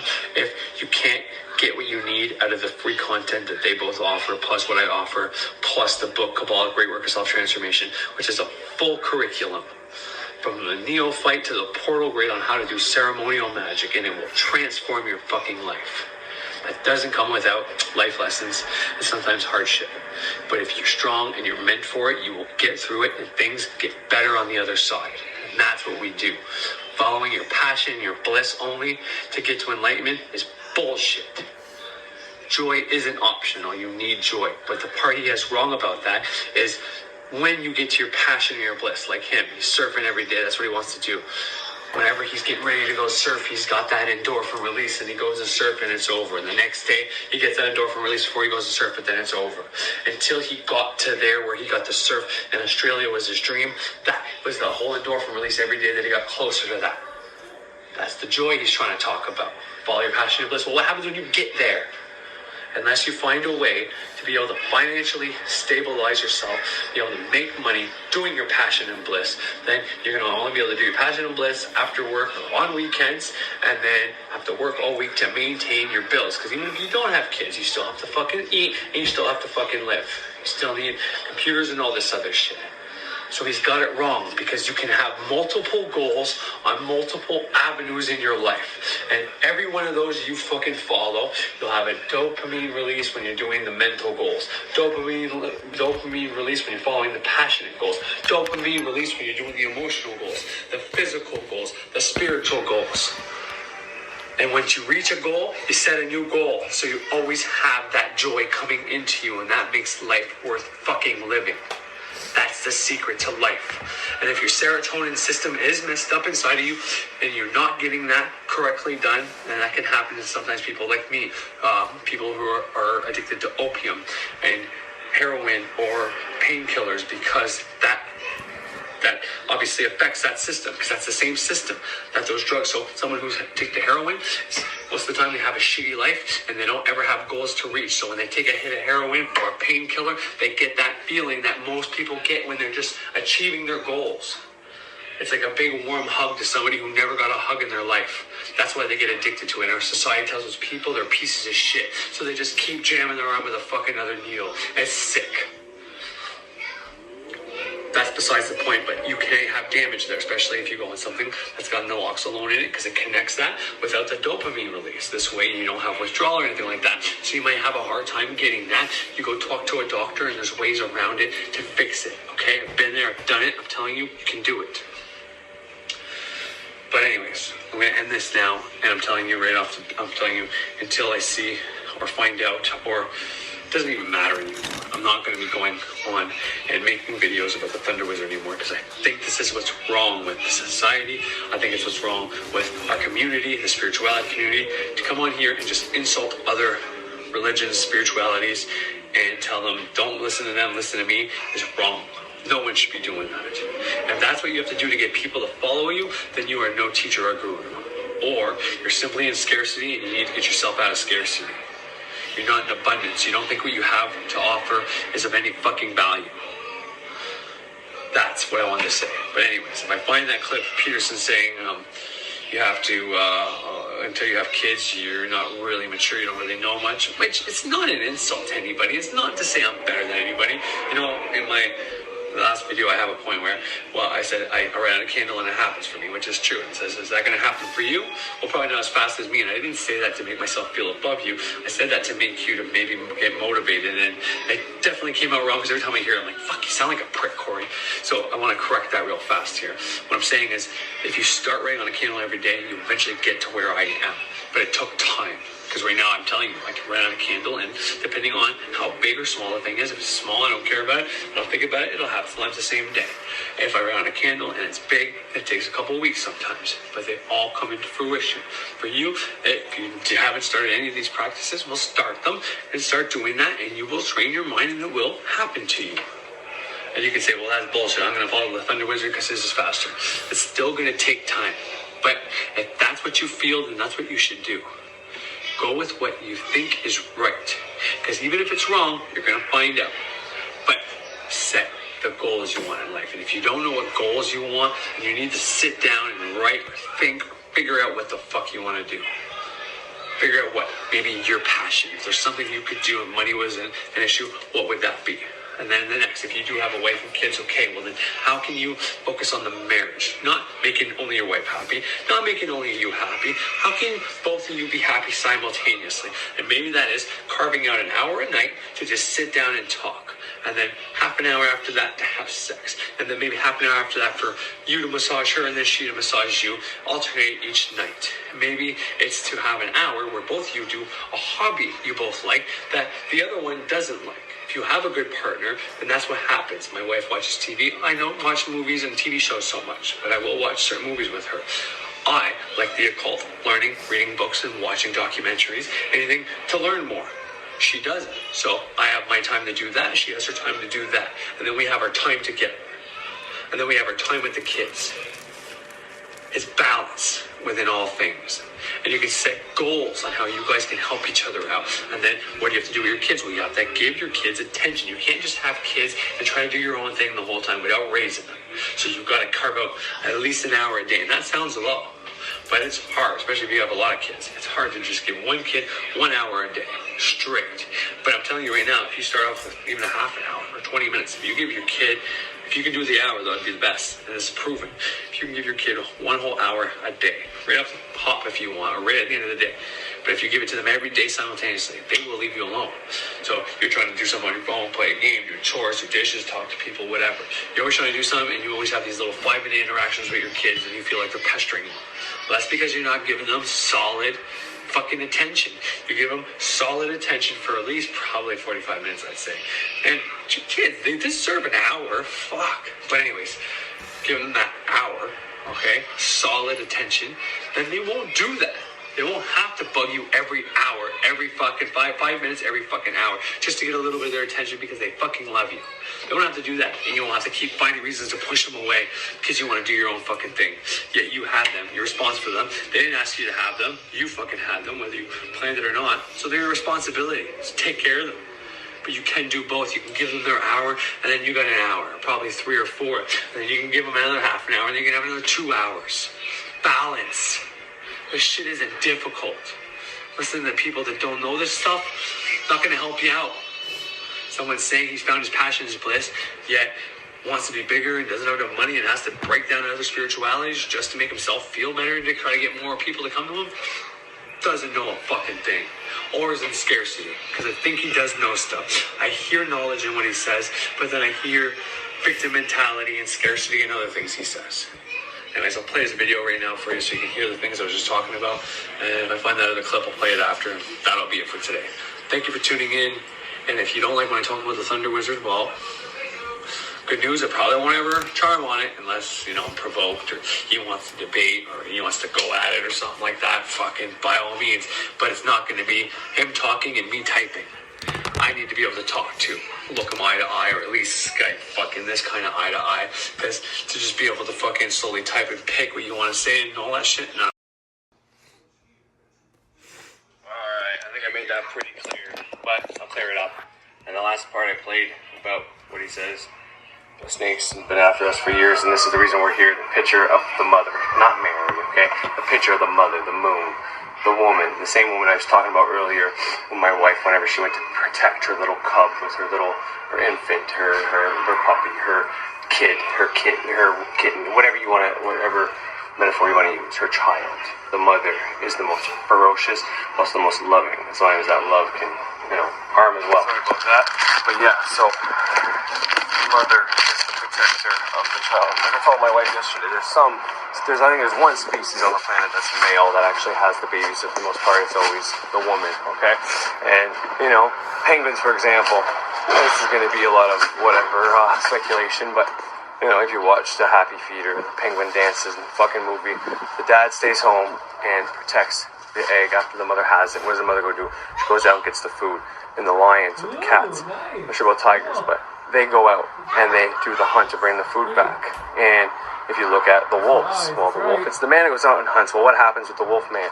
He, the biggest man, eats his fill of the kill, and then the next more dominant wolf gets it, and then the runts don't get fuck all, okay? They pass away.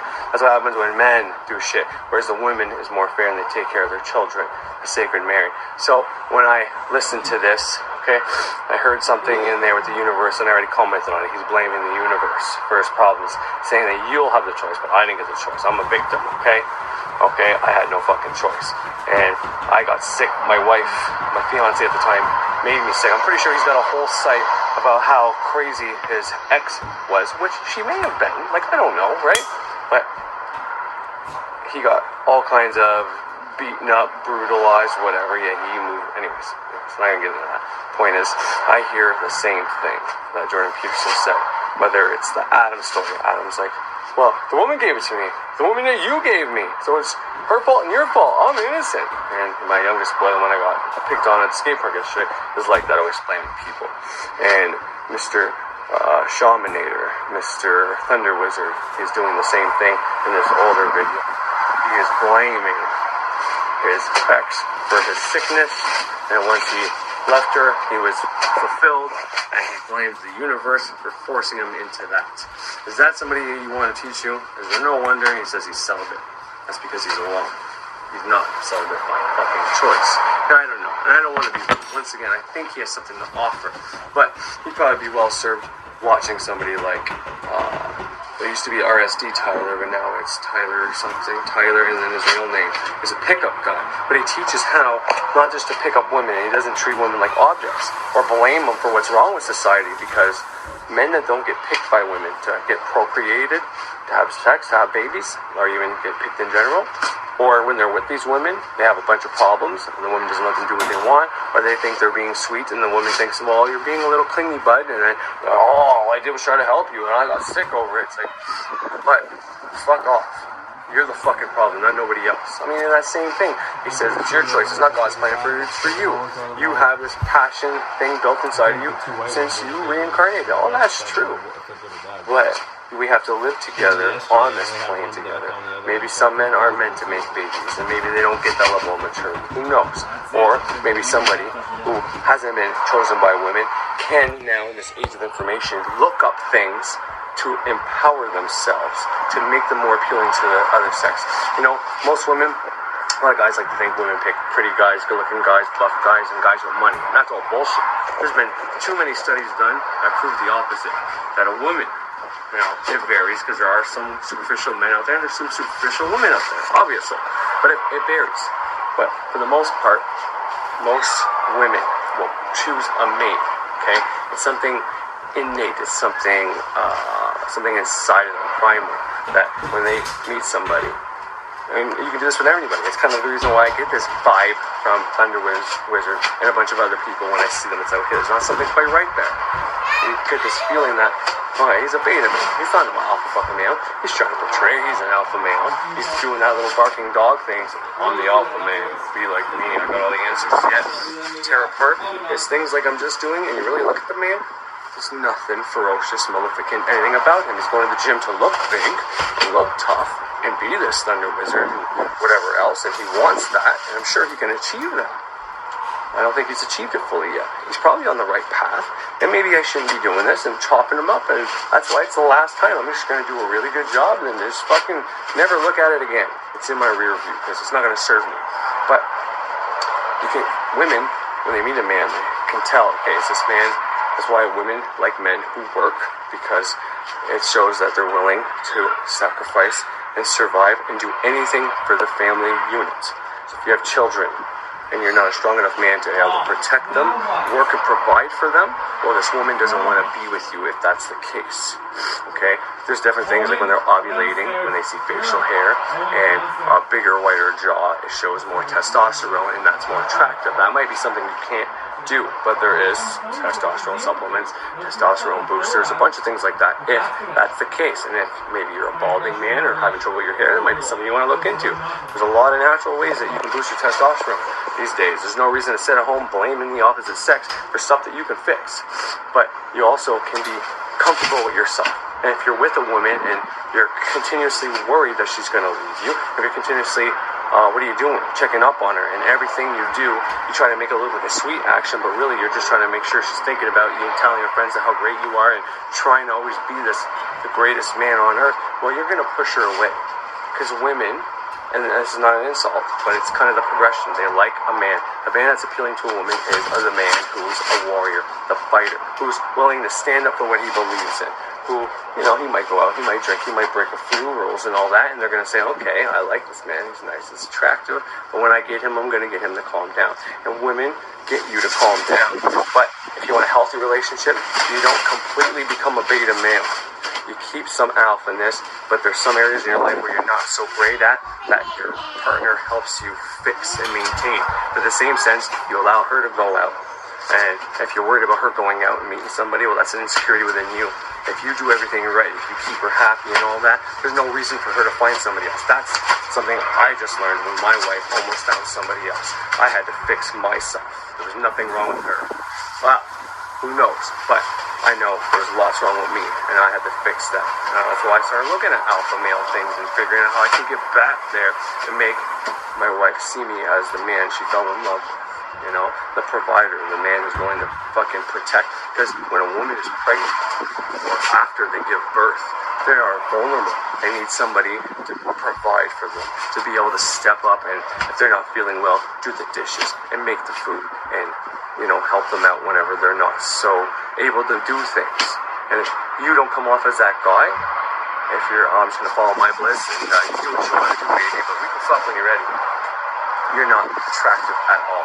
And it comes back to providing value as well. If you don't provide value to the woman, you don't value that woman, you don't provide her with any value, they can sense that. If they know you're just trying to take value from them, take sex, and then just leave, or just have them there as a trophy wife, and then they're not going to go